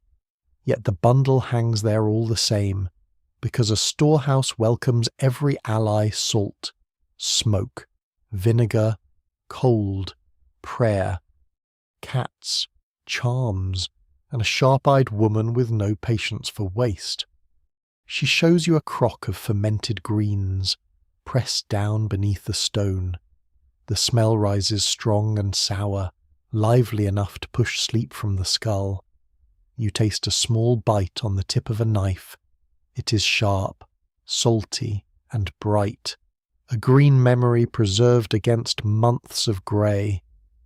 Beside it waits a dish of salted meat cut thin, its texture firm and dense, its flavour powerful, smoky, and almost sweet beneath the brine. This is not feast food. It does not wobble proudly like jelly or glitter under sugar like a noble subtlety. It works. It endures. It stands between the household and the long hollow stretch before new growth. Even now, it is hard to tell whether people love preserved food because it tastes good or because the body knows what it means. A barrel of salted pork is not only pork, it is security. A string of onions is not only flavour, it is warmth for soup, strength for pottage, medicine for coughs, and comfort for a cook staring into a January pot. Dried peas are not glamorous, but they are loyal. Smoked fish may fill a room with opinions, but it can cross weeks of hunger without apology. You help carry a sack of beans to a higher shelf, and dust rises into the cold light. The dog, allowed inside after much debate, sniffs a barrel and is firmly corrected by the older woman, who calls him Lord of Thieves without looking up. He retreats beneath the table and pretends to admire the architecture. Near the door, a small dish of milk has been set for the house cat, though a servant tells you it is partly to keep the cat loyal and partly to discourage mice. Some swear a well-fed cat hunts better, others swear a hungry cat hunts better. The cat, sitting on a grain sack and washing one paw, refuses to clarify. As the morning passes, the storehouse becomes a quiet lesson in fear managed by habit. Apples are turned, barrels are checked, cheeses rubbed with salt, mould is cut away where it can be spared. Herbs are sorted and tied. Nothing is wasted if it can be dried, smoked, soured, salted, buried in grain, sealed in fat, or fed to something that may one day become useful. The world outside is cold and uncertain, but in here, human hands have built a small defence from patience. At noon, The older woman gives you a wooden bowl of thick bean broth with onion, a shred of salted pork, and a spoonful of sour cabbage. Steam curls upward in the dim storehouse light. You eat standing near the door, and the warmth spreads through you slowly, deeper than the sharp cold in your fingers. The dog receives nothing from the bowl, but he finds a fallen pea and treats it as a private victory. When you step back into the yard, the frost has begun to melt into silver drops along the fence. The manor kitchen sends up a darker smoke now, richer with onion and fat. Somewhere inside, cooks are already turning storehouse goods into the day's meal, and you feel the path pulling you toward that roaring kitchen, where scraps, bones, marrow, and stubborn old flavours wait beneath the soot-black rafters, ready to become something loved. You follow the smell before anyone tells you where to go, because the manor kitchen announces itself with more confidence than a herald and far less concern for manners. It stands a little apart from the hall, low-roofed and broad, with smoke pushing through vents in dark ribbons. The door hangs open to release heat, steam, orders, and the occasional servant carrying something too hot, too heavy, or too mysterious to question. After the cold calm of the storehouse, the kitchen feels like walking into the inside of a living beast. At once, warmth grips your face. The air is thick with onion, roasting fat, wood smoke, wet wool, boiling broth, singed feathers, crushed herbs, and the iron scent of knives just wiped clean. Soot-black rafters loom overhead. Hooks hang from beams. Copper pots glow dully near the hearth. A boy turns a spit with both hands, blinking through smoke as if his eyes have accepted this as their appointed suffering. Another servant kneads dough on a floured board, leaving white handprints across her sleeves like ghostly blessings from wheat. The dog enters behind you and is immediately seen by everyone. Kitchens notice dogs the way churches notice heresy. A cook with forearms like ham bones points a ladle at him and declares that one theft will mean exile. The dog sits at once, noble and innocent, which is not the same as trustworthy. Near the largest hearth, a cauldron bubbles with bones, onions, leek tops, and herbs tied in string. The cook tells you it is broth for tomorrow, made from what the feast has left behind. Bones that held roasted birds, scraps from the carving board, herb stalks, old bread, and a little marrow all sink together into cloudy richness. No one can quite agree whether the best broth comes from fresh meat or from yesterday's proud leftovers after they've learned humility. The cook insists leftovers have wisdom. You do not argue with a man holding a cleaver and several generations of kitchen authority. He lifts a roasted bone and cracks it open with a small iron tool. Inside lies marrow, pale and soft, shining in the firelight, spread on coarse bread with salt.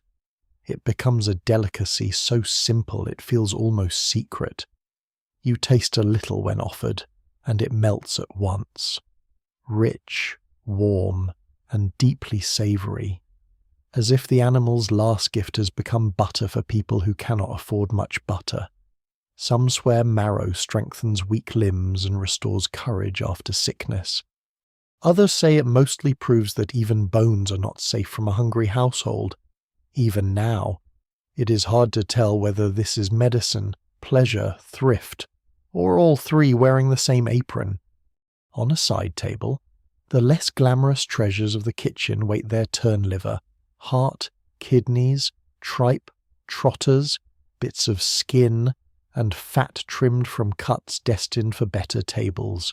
They are not displayed with peacock feathers or sealed in proud jelly. Yet here, under the cook's eye, they are not shameful. They are materials. A servant slices liver with onions. Another washes tripe in water scented with vinegar and herbs. A third pounds herbs.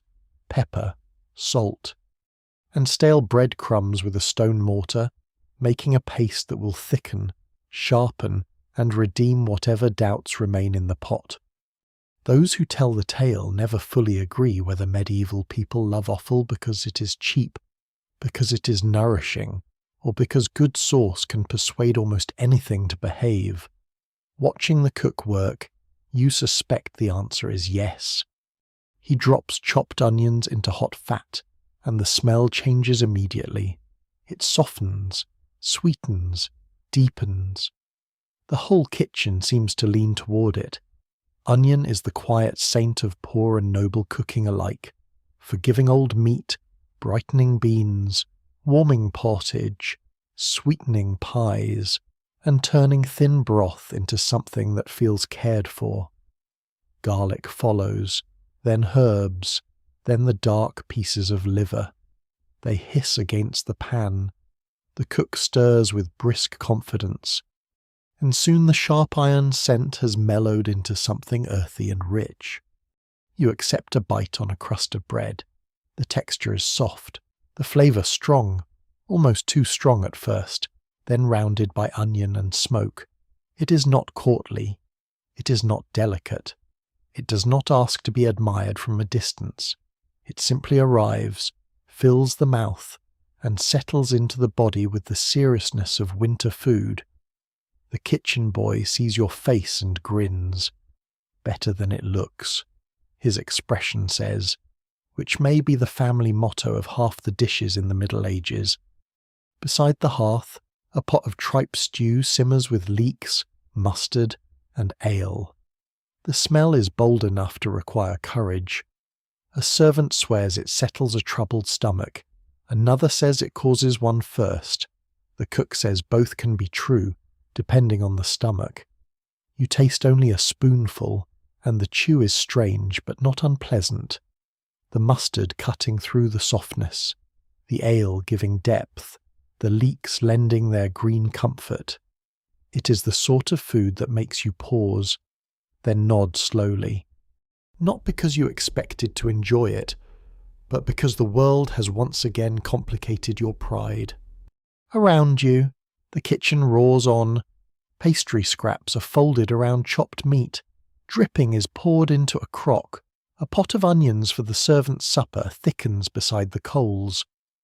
The old woman from the storehouse arrives carrying a jar of sour cabbage and gives the cook a look that makes 3 apprentices stand straighter. She checks the salt, sniffs the broth, mutters something about damp getting into the grain, and leaves as if she has corrected the balance of creation. Somewhere beyond the yard, a bell rings. Not the abbey bell this time, but the manor's smaller bell calling hands back to work. The sound trembles through the kitchen smoke. You think of the market pies, the cottage pottage, the alehouse eel, the monastery fish, the noble jellies, the soaked trenchers, the blood pudding, the pilgrim cheese, the winter storehouse, and now this loud, hot kingdom of scraps. Each place has taken what it has and taught it to matter. The dog receives at last. A strip of gristle tossed by the kitchen boy when the cook looks away. He catches it neatly and returns to innocence so quickly that one might call it a miracle if the church were less busy. As afternoon lowers outside, the kitchen door frames a square of pale yard and melting frost. Inside, steam clouds your face. Your cloak smells now of smoke, fat, onion, and the deep hidden labour of turning rough things into meals. You step back from the hearth slowly, warmed through, while behind you the cook shouts for more wood, more salt, more hands, and perhaps more patience. Ahead, the manor lane leads toward the village healer's cottage, where food and medicine blur together in bowls of honey, vinegar, leeks, and charms no one entirely trusts, though everyone seems willing to swallow them when the weather turns bad. You leave the manor kitchen with your face still warmed by the hearth, and your cloak carrying so many smells that it may never again remember being only wool. Smoke clings to you. Onion clings more faithfully.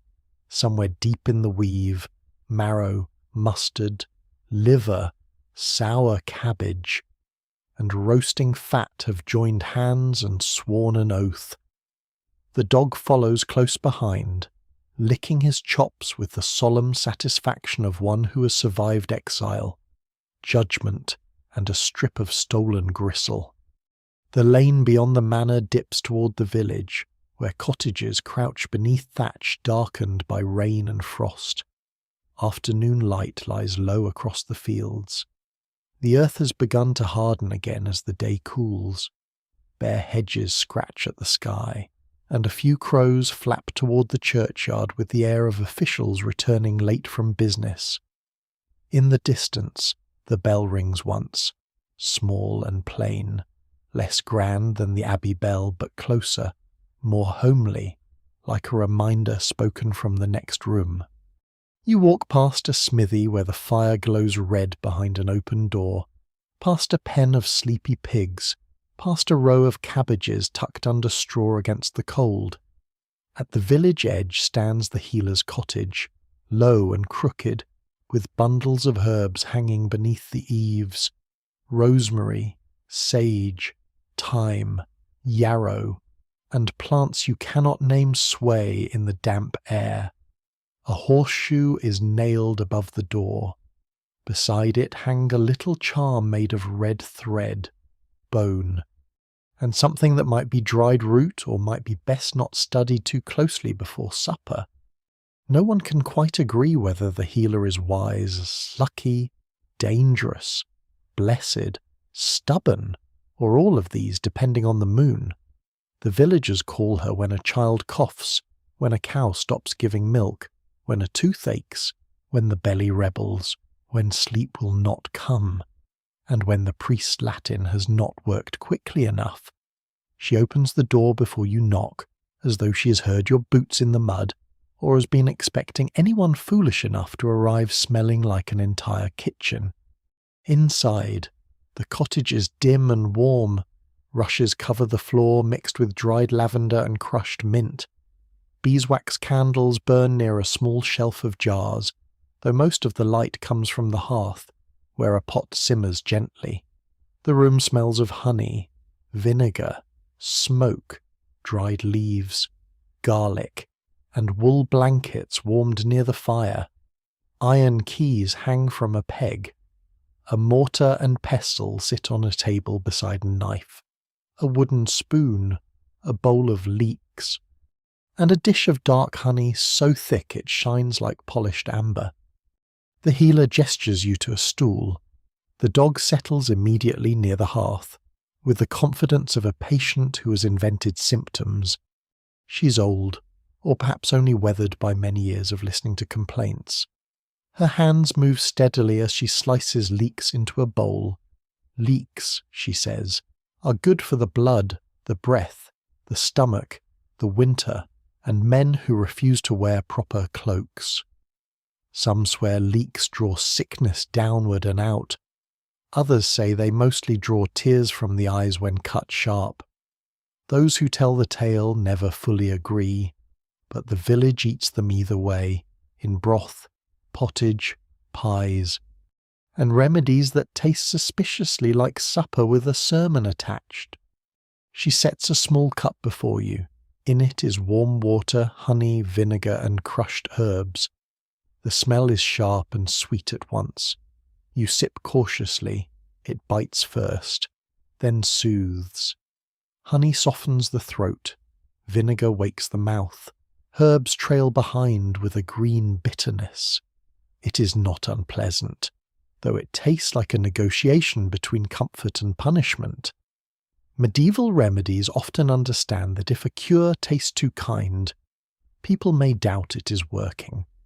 On the table lies a strip of linen wrapped round onions and salt, a charm for a cough, she says, to be warmed and laid near the chest.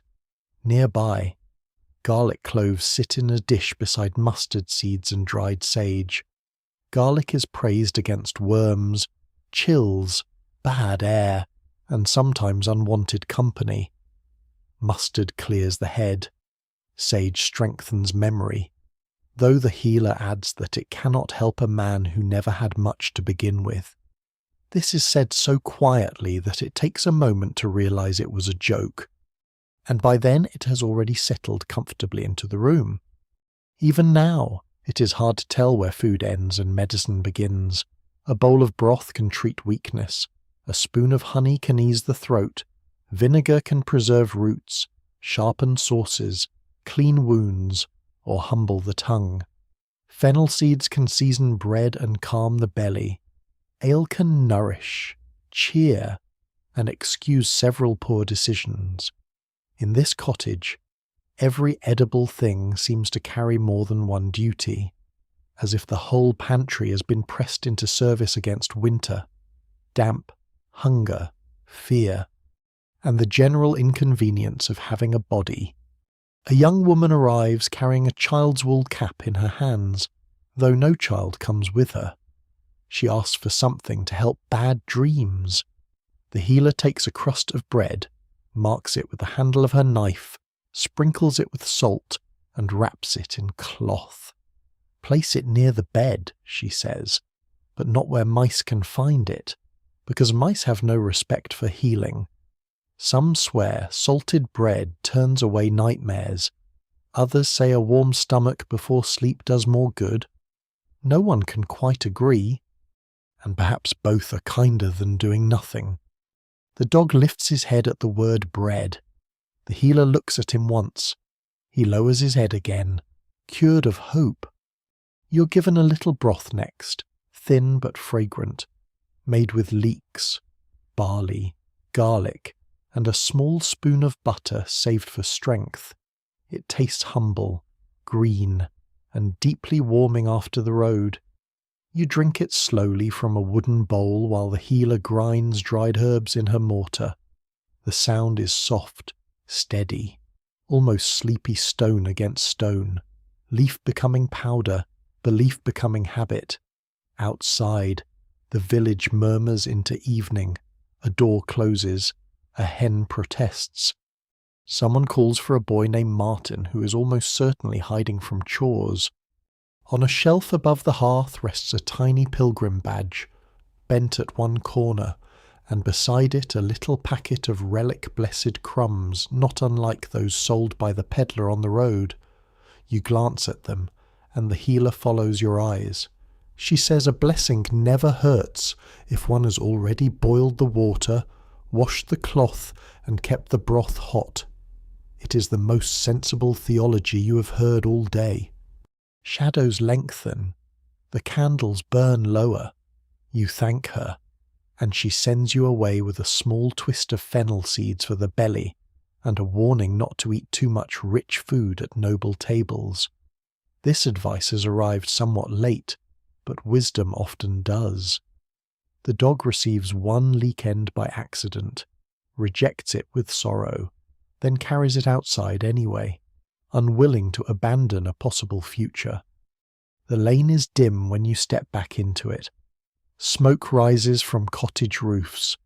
The church bell marks the hour, and from the manor beyond the fields comes the faint memory of kitchen clatter.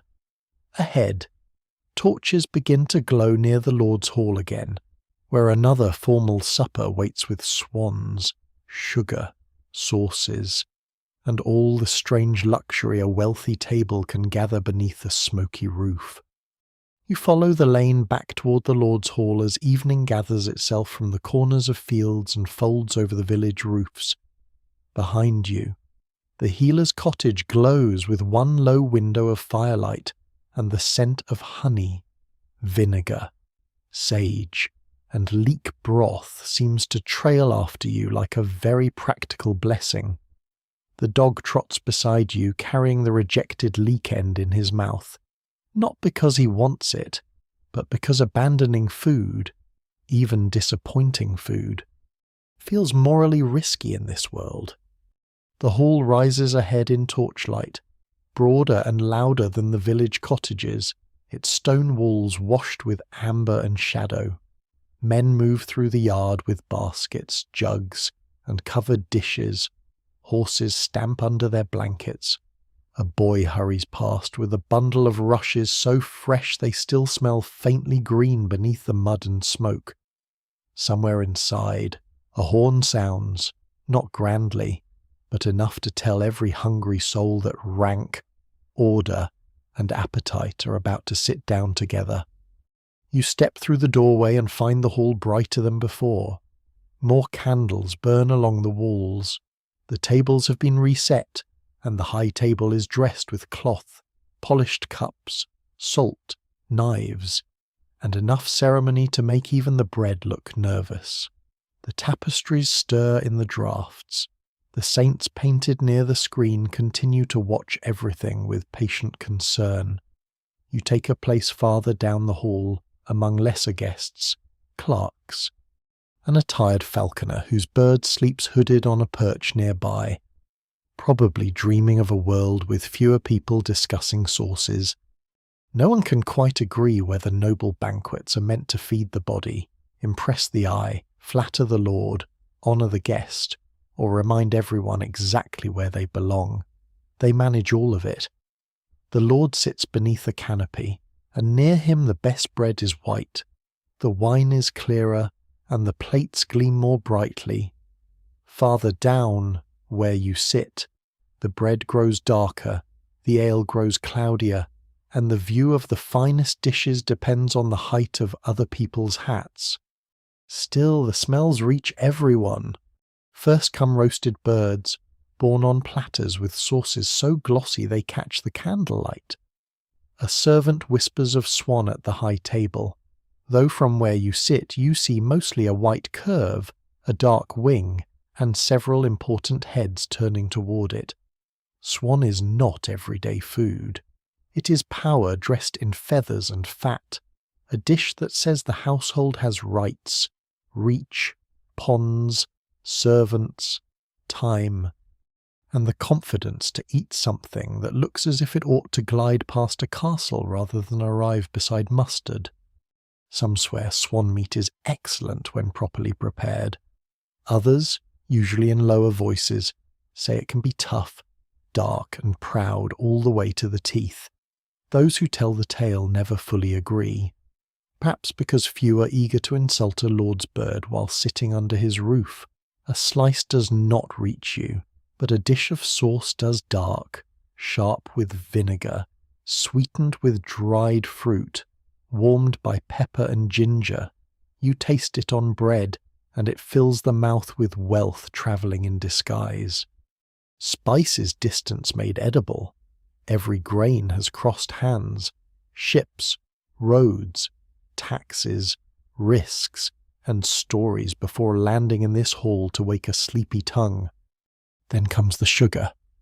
A hush moves lightly near the high table as a subtlety is carried in, shaped like a little garden with towers, beasts, and pale figures made from sugar and almond paste. It glows under candlelight, white as frost, touched with gold, red, and green. The people nearby lean forward.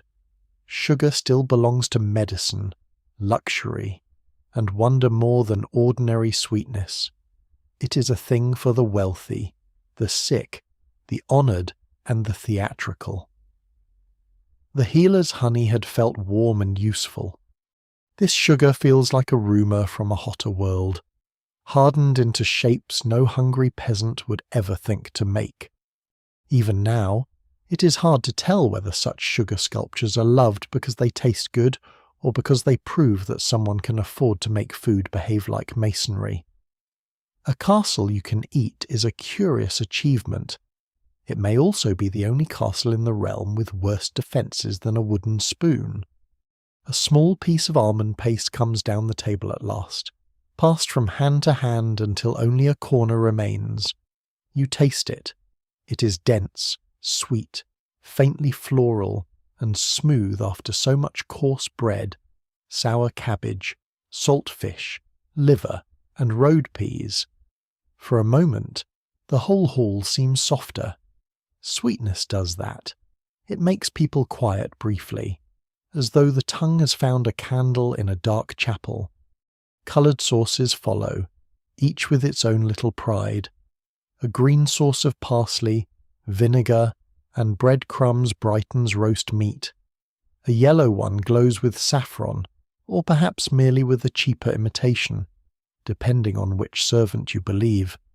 A red sauce, deepened with wine and spices, clings to slices of meat and turns the trenches beneath into future treasures. No one can quite agree whether colour improves digestion, lifts the spirits, balances humours, or simply helps the Lord's table look less like winter. Yet the guests praise the sauces, and the cooks near the screens watch closely, because praise feeds a kitchen almost as surely as bread. At your end of the table, a clerk explains that hot and cold, wet and dry, heavy and light foods must be balanced for health. Fish, beef, wine, pears, cheese, onions, spices, all have temperaments, like difficult relatives. A pear may need wine. Cheese may close the stomach. Mustard may cut phlegm. Ginger may warm what cold weather has made sluggish. Some swear that eating things in the wrong order troubles the humours, though you suspect that eating too much of everything troubles them just as efficiently. The falconer listens, chews, and says nothing. His bird sleeps on, wiser than the room. At last, a finer dish reaches the lower board, small meatballs in a spiced sauce, tender with breadcrumbs and herbs. They are warm, fragrant, and easy to eat, the kind of noble leftover that makes everyone suddenly polite. You take one, then another when the platter returns by miracle or poor supervision. The dog under the table receives a crumb of almond paste, decides sweetness is confusing, and looks betrayed by luxury. The banquet stretches slowly, cups fill and empty, candle flames lean and recover. The Lord speaks to a guest in a cloak trimmed with fur, and the high table laughs at something too distant for you to hear.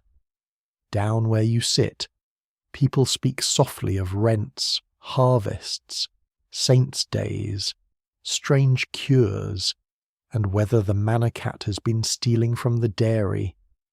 The formal splendour above you begins to blur with the old comforts below bread, warmth, smoke, salt, tired hands, and the shared relief of being indoors. You understand that luxury here is not only abundance, it is distance. It is sugar from far away, spice from farther still, birds guarded by law and custom, sauces coloured like stained glass, dishes that arrive as announcements. Yet even these grand foods must pass through mouths, stomachs, jokes, doubts, and sleepiness. Even a swan becomes supper.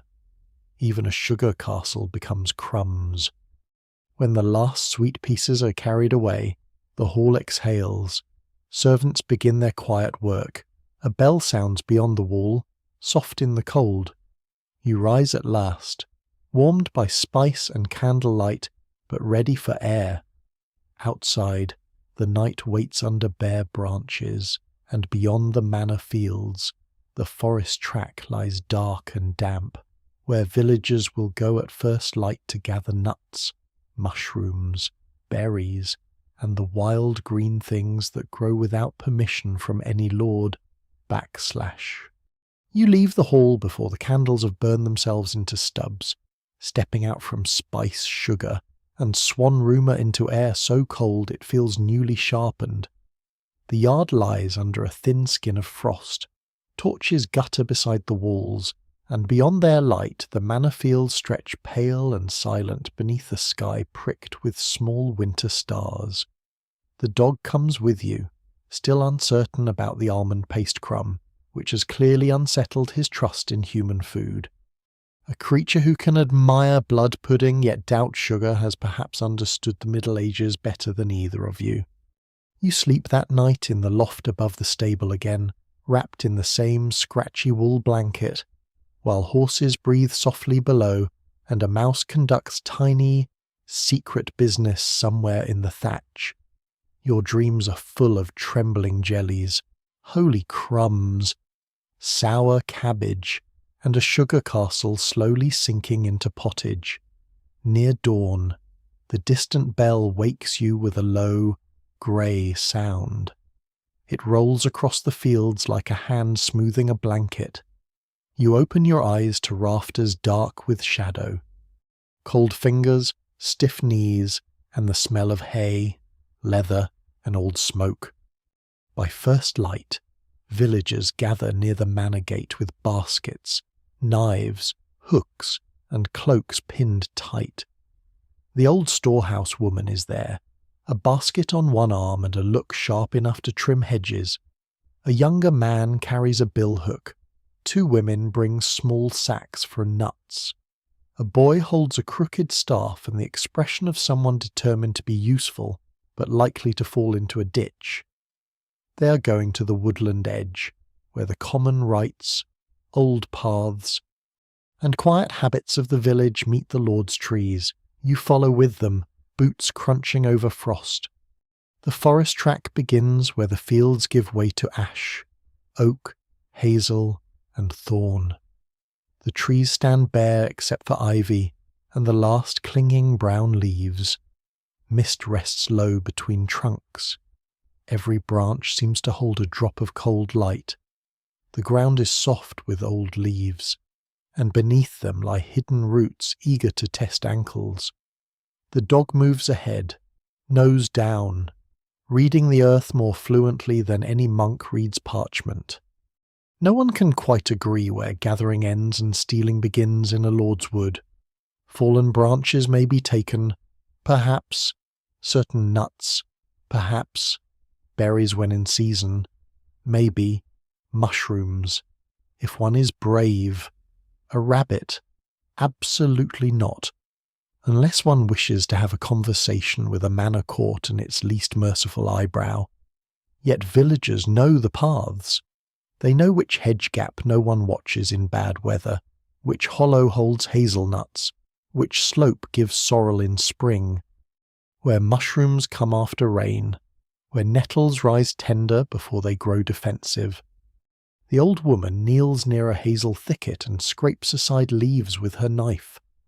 A few late nuts remain, dark and small, hidden by chance or mercy. She drops them into her basket. Nuts are loved because they keep, because they enrich bread, because they can be ground into sauces, pressed into feast dishes, tucked into pockets, or eaten by a cold child walking home. Some swear hazelnuts sharpen wisdom and protect against lightning. Others say they mostly attract squirrels, who appear to have wisdom enough already. You try one cracked between stones. The kernel is small, sweet, and faintly oily, a quiet little feast folded into a shell. After the Lord's sugar sculptures, it seems humble, but not lesser. It has needed no spice road, no steward, no carved subtlety, no cook's boy weeping into smoke. It has grown in the hedge, guarded by leaves, weather, and luck. Farther on, the women search for mushrooms beneath rotting wood. Here the mood changes, everyone speaks lower. Mushrooms are food, medicine, danger, and mystery all at once. Some are dried for stews, some are fried in fat if the household has fat to spare. Some are avoided because a neighbour's cousin's husband once ate the wrong kind and spent 3 days speaking to saints who were not present. Those who tell the tale never fully agree which mushrooms are safe. Except that old women tend to know, confident young men tend to guess, and guessing is a poor seasoning. The old storehouse woman holds up a small brown mushroom, sniffs it, breaks the stem, and nods. Another she tosses aside with no explanation. You do not ask. Her silence is more convincing than a book. She wraps the good ones in cloth, along with a handful of wild garlic leaves pushing green from a sheltered bank. Their smell rises sharp and clean, cutting through the damp leaf mould. Garlic in the woods feels like a secret version of the kitchen, growing without a pot. Already prepared to improve whatever misery supper might otherwise become. Near a stream, the boy finds bitter greens beneath frost-bent grass. The women call them useful. You taste one and discover useful is not always the same as friendly. It bites the tongue, cold and green. But after salt meat, dried peas, and heavy sauces, you understand why such leaves matter. They wake the mouth. They remind the body that earth still carries life even in winter. Some swear early greens cleanse winter heaviness from the blood. Others say people say this because they are tired of beans. Even now, it is hard to tell whether cleansing the blood is medicine, metaphor, or simply the relief of eating something fresh. The track climbs to a clearing where berry canes twist in thorny knots, empty now except for a few shriveled hips and dark fruit missed by birds. Rose hips are gathered carefully, the old woman says, for syrups, teas, and strengthening against cold months. A charm tied to one branch flutters in faded red thread. Someone left it there for a fever. Someone else says the tree grew better afterward. No one agrees whether the charm cured the person, blessed the bush, or merely gave village tongue something to do after Mass. By midday, you rest beneath an oak whose trunk is wide enough to look ancient even to people who believe most things are ancient. The villagers share bread, cheese, a few nuts, and a little onion. The mushrooms sit wrapped in cloth like small guarded secrets. The dog receives a crust and, after sniffing a bitter leaf, wisely refuses philosophy. Frost melts from the branches overhead, dropping now and then onto cloaks with cold little taps. The forest is not generous in the manner of a noble feast. It does not announce itself with horns or arrive dressed in feathers. It offers slowly, season by season, to those who know where to look and what to leave alone.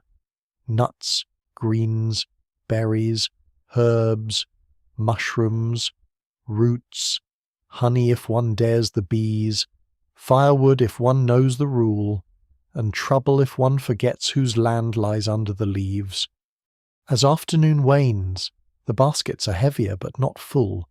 No one complains. A little found food can brighten pottage, thicken broth, sweeten a hard week, or become a story by the hearth. You walk back along the track with damp hems, cold fingers, and the smell of wild garlic in your sleeve. Behind you, the forest closes its shadows softly. Ahead, smoke rises from village chimneys, and evening waits with leftovers, stale bread, sour cheese, and the low red comfort of a hearth that wastes nothing. You return from the forest as dusk gathers in the hollows, carrying the smell of leaf mould, wild garlic, damp wool, and cold bark in your cloak. The village appears slowly, first as smoke above the hedges, then as thatch and timber and small yellow squares of firelight. The old storehouse woman walks ahead with her basket tucked firmly against her hip, as though the mushrooms inside are coins and might flee if trusted too much. The boy with the crooked staff has mud on one knee, and the grave expression of someone who has survived a ditch and intends to be respected for it. At the manor gate, the villagers part ways. Some carry nuts home, some carry greens. The old woman keeps the mushrooms for the kitchen, where, you suspect, no apprentice will touch them without permission, unless he has grown tired of the ordinary life. The dog follows you toward a lower building near the yard, where servants take their evening food after the great hall has finished its noise. A red glow leaks beneath the door. Voices murmur inside, quieter than feast voices, softer from tiredness. Warmed by the end of work, You step in and find a room low with smoke and comfort. The hearth burns gently, not roaring like the manor kitchen, not grand like the hall, but steady and close. Rushes lie flattened over the stone floor. A half-burned candle stands on the table, its wax running down one side in a pale fold. Iron keys hang from a peg near the door. Wool blankets dry over a bench. Along the wall, trenchers, bowls, and wooden cups wait in uneven stacks, and on the table sit the honest remains of the day. Cold pies, stale bread, sour cheese, onion ends, a bowl of bean mash, a little sour cabbage, and a pot of broth kept warm near the coals. No one can quite agree whether leftovers taste best because flavours deepen overnight, or because hunger becomes more reasonable after dark. Either way, the servants gather around them with the quiet affection of people who understand that food does not end when the Lord rises from his chair. A pie that has gone cold may be cut into wedges and eaten with mustard. Stale bread may be dipped in broth. Sour cheese may be crumbled with onion. Bean mash may be fried in dripping if there is enough dripping and enough optimism. You sit near the hearth, and someone passes you a slice of cold pie.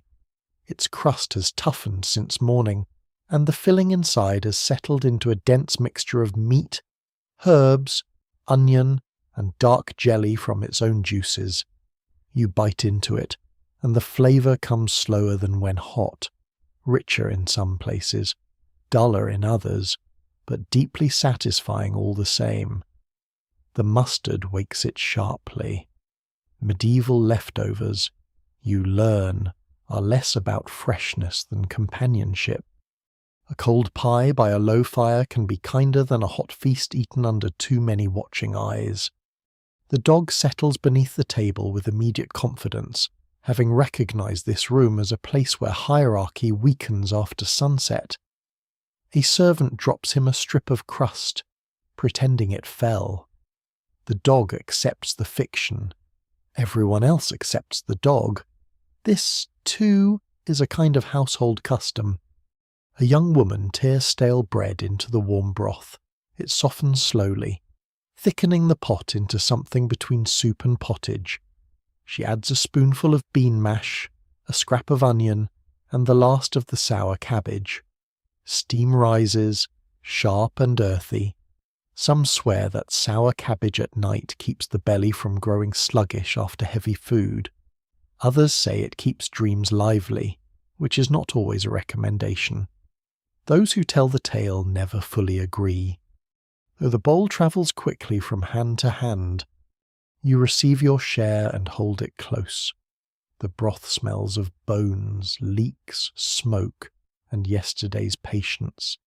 The bread has vanished into it almost completely, leaving body and softness behind. The sour cabbage cuts through the heaviness, and the beans settle everything into warmth. It is not elegant. It is not arranged in colours or shaped like a castle. It is what remains after labour, and that gives it a tenderness no noble platter can command.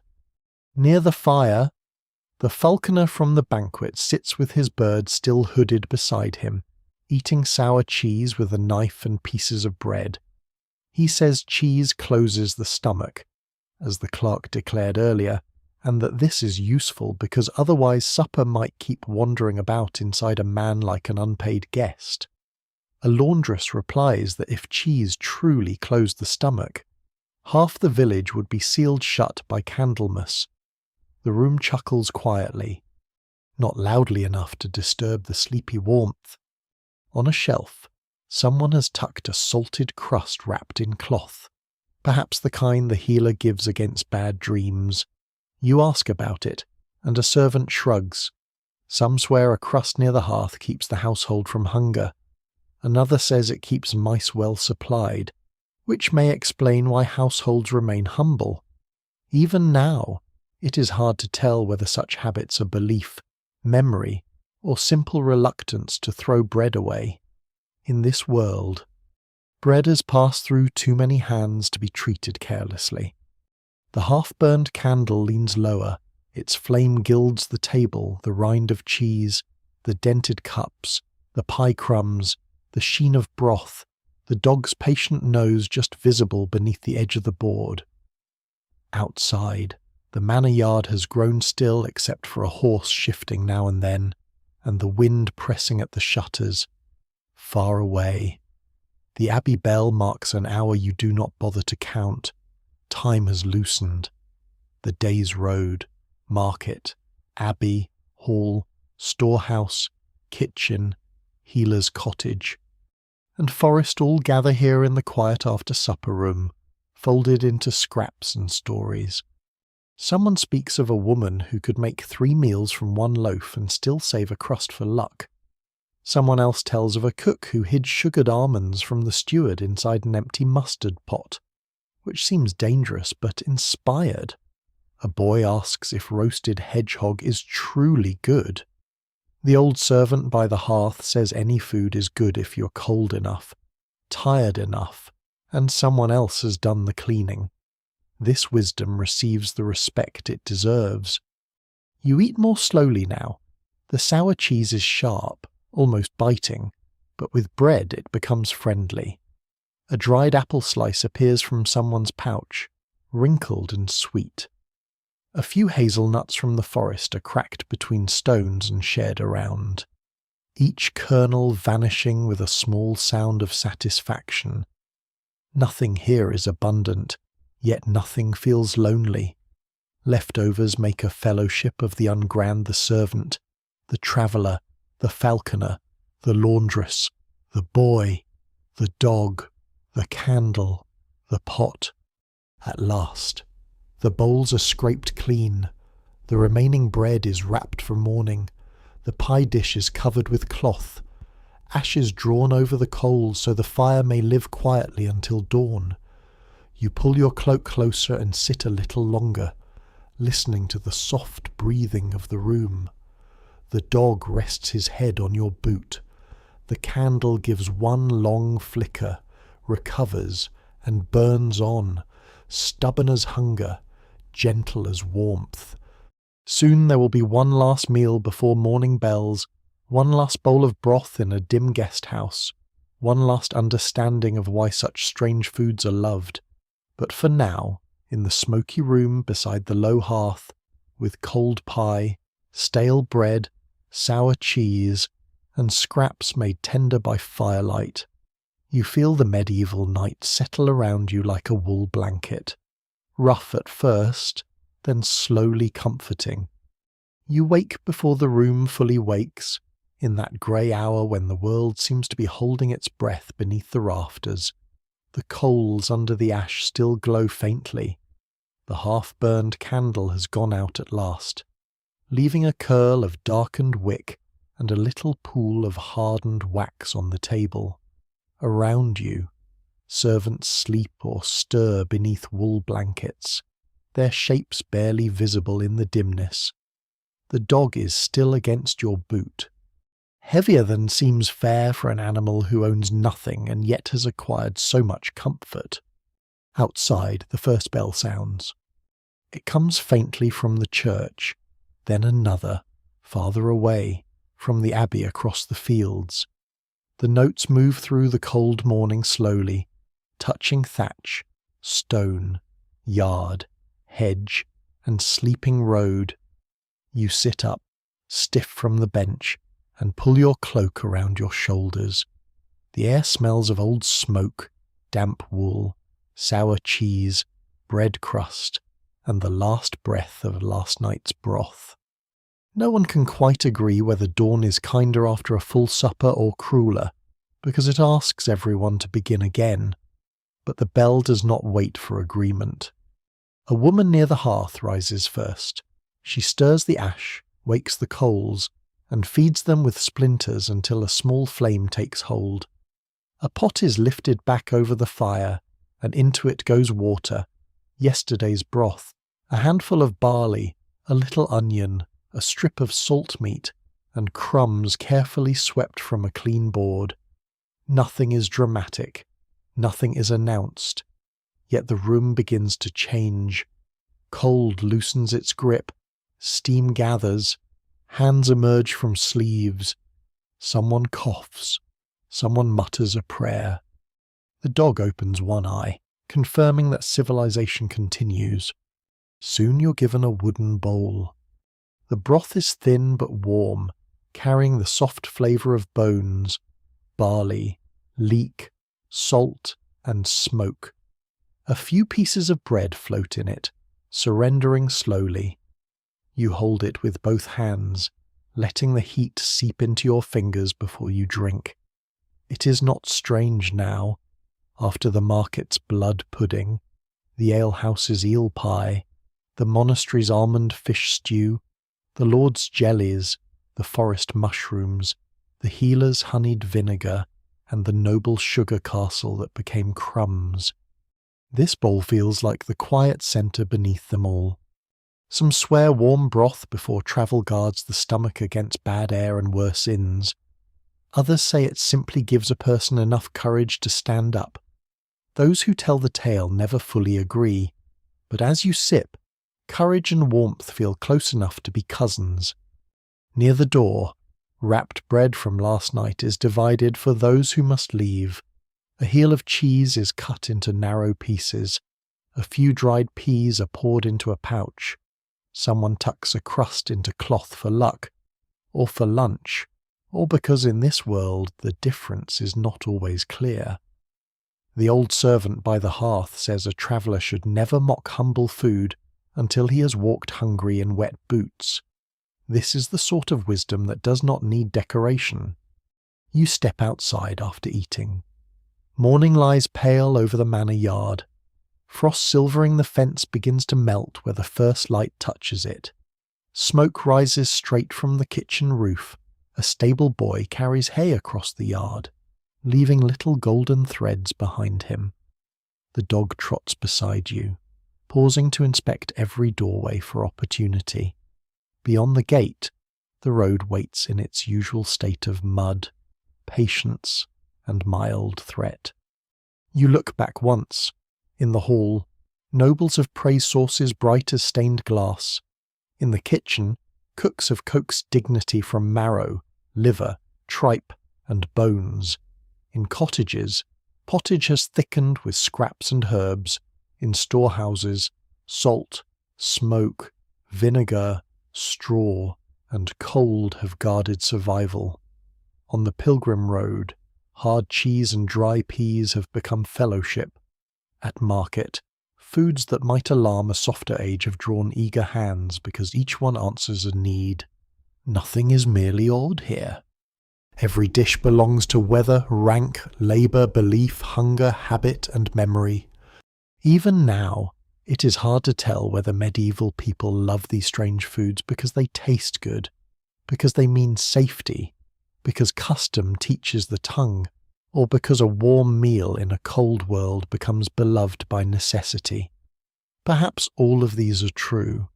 Perhaps love begins wherever the hand reaches again. The final bell fades. The dog leans against your leg. You breathe in smoke, frost, and the faint promise of bread. Then step toward the road as the medieval morning opens slowly before you. The road grows quieter now, and the world begins to soften around its edges. You do not need to hurry. The bells have rung, the bowls have been emptied, and the small fires have been covered or fed. Behind you, the manor settles into work, but the sound of it drifts away gently, as if wrapped in wool. The dog walks close, no longer searching every ditch, no longer begging from every hand, simply keeping pace beside your muddy boots. The fields lie still beneath the pale light. Frost glitters on the grass, then fades into clear drops. Smoke rises from far cottages in thin blue lines. Somewhere, a door opens. A pail knocks softly against a wall, and a rooster offers his opinion to a morning that has already begun without him. The river mist waits low among the reeds, and the road bends through it with the calm patience of something older than your footsteps. You carry the memory of warmth with you, the broth cupped in both hands, the pie steam at the market, the pottage bubbling in the cottage, the beeswax candles in the abbey, the low hearth where leftovers became comfort. The strange foods no longer feel so strange. They have become small lights along the journey, each one keeping back the cold in its own plain way. Your shoulders loosen, your breathing slows. The mud beneath your boots seems softer now. The sky brightens without noise. Nothing urgent follows you. Nothing sharp waits ahead. Only the road, the pale fields, the quiet dog, and the last warmth of breakfast resting deep inside. And as the medieval world dims into a gentler dream, the bells become distant, the smoke becomes a soft grey veil, and the hearth you have left behind keeps glowing somewhere in the dark, steady and kind, until even the road itself seems to whisper you towards sleep.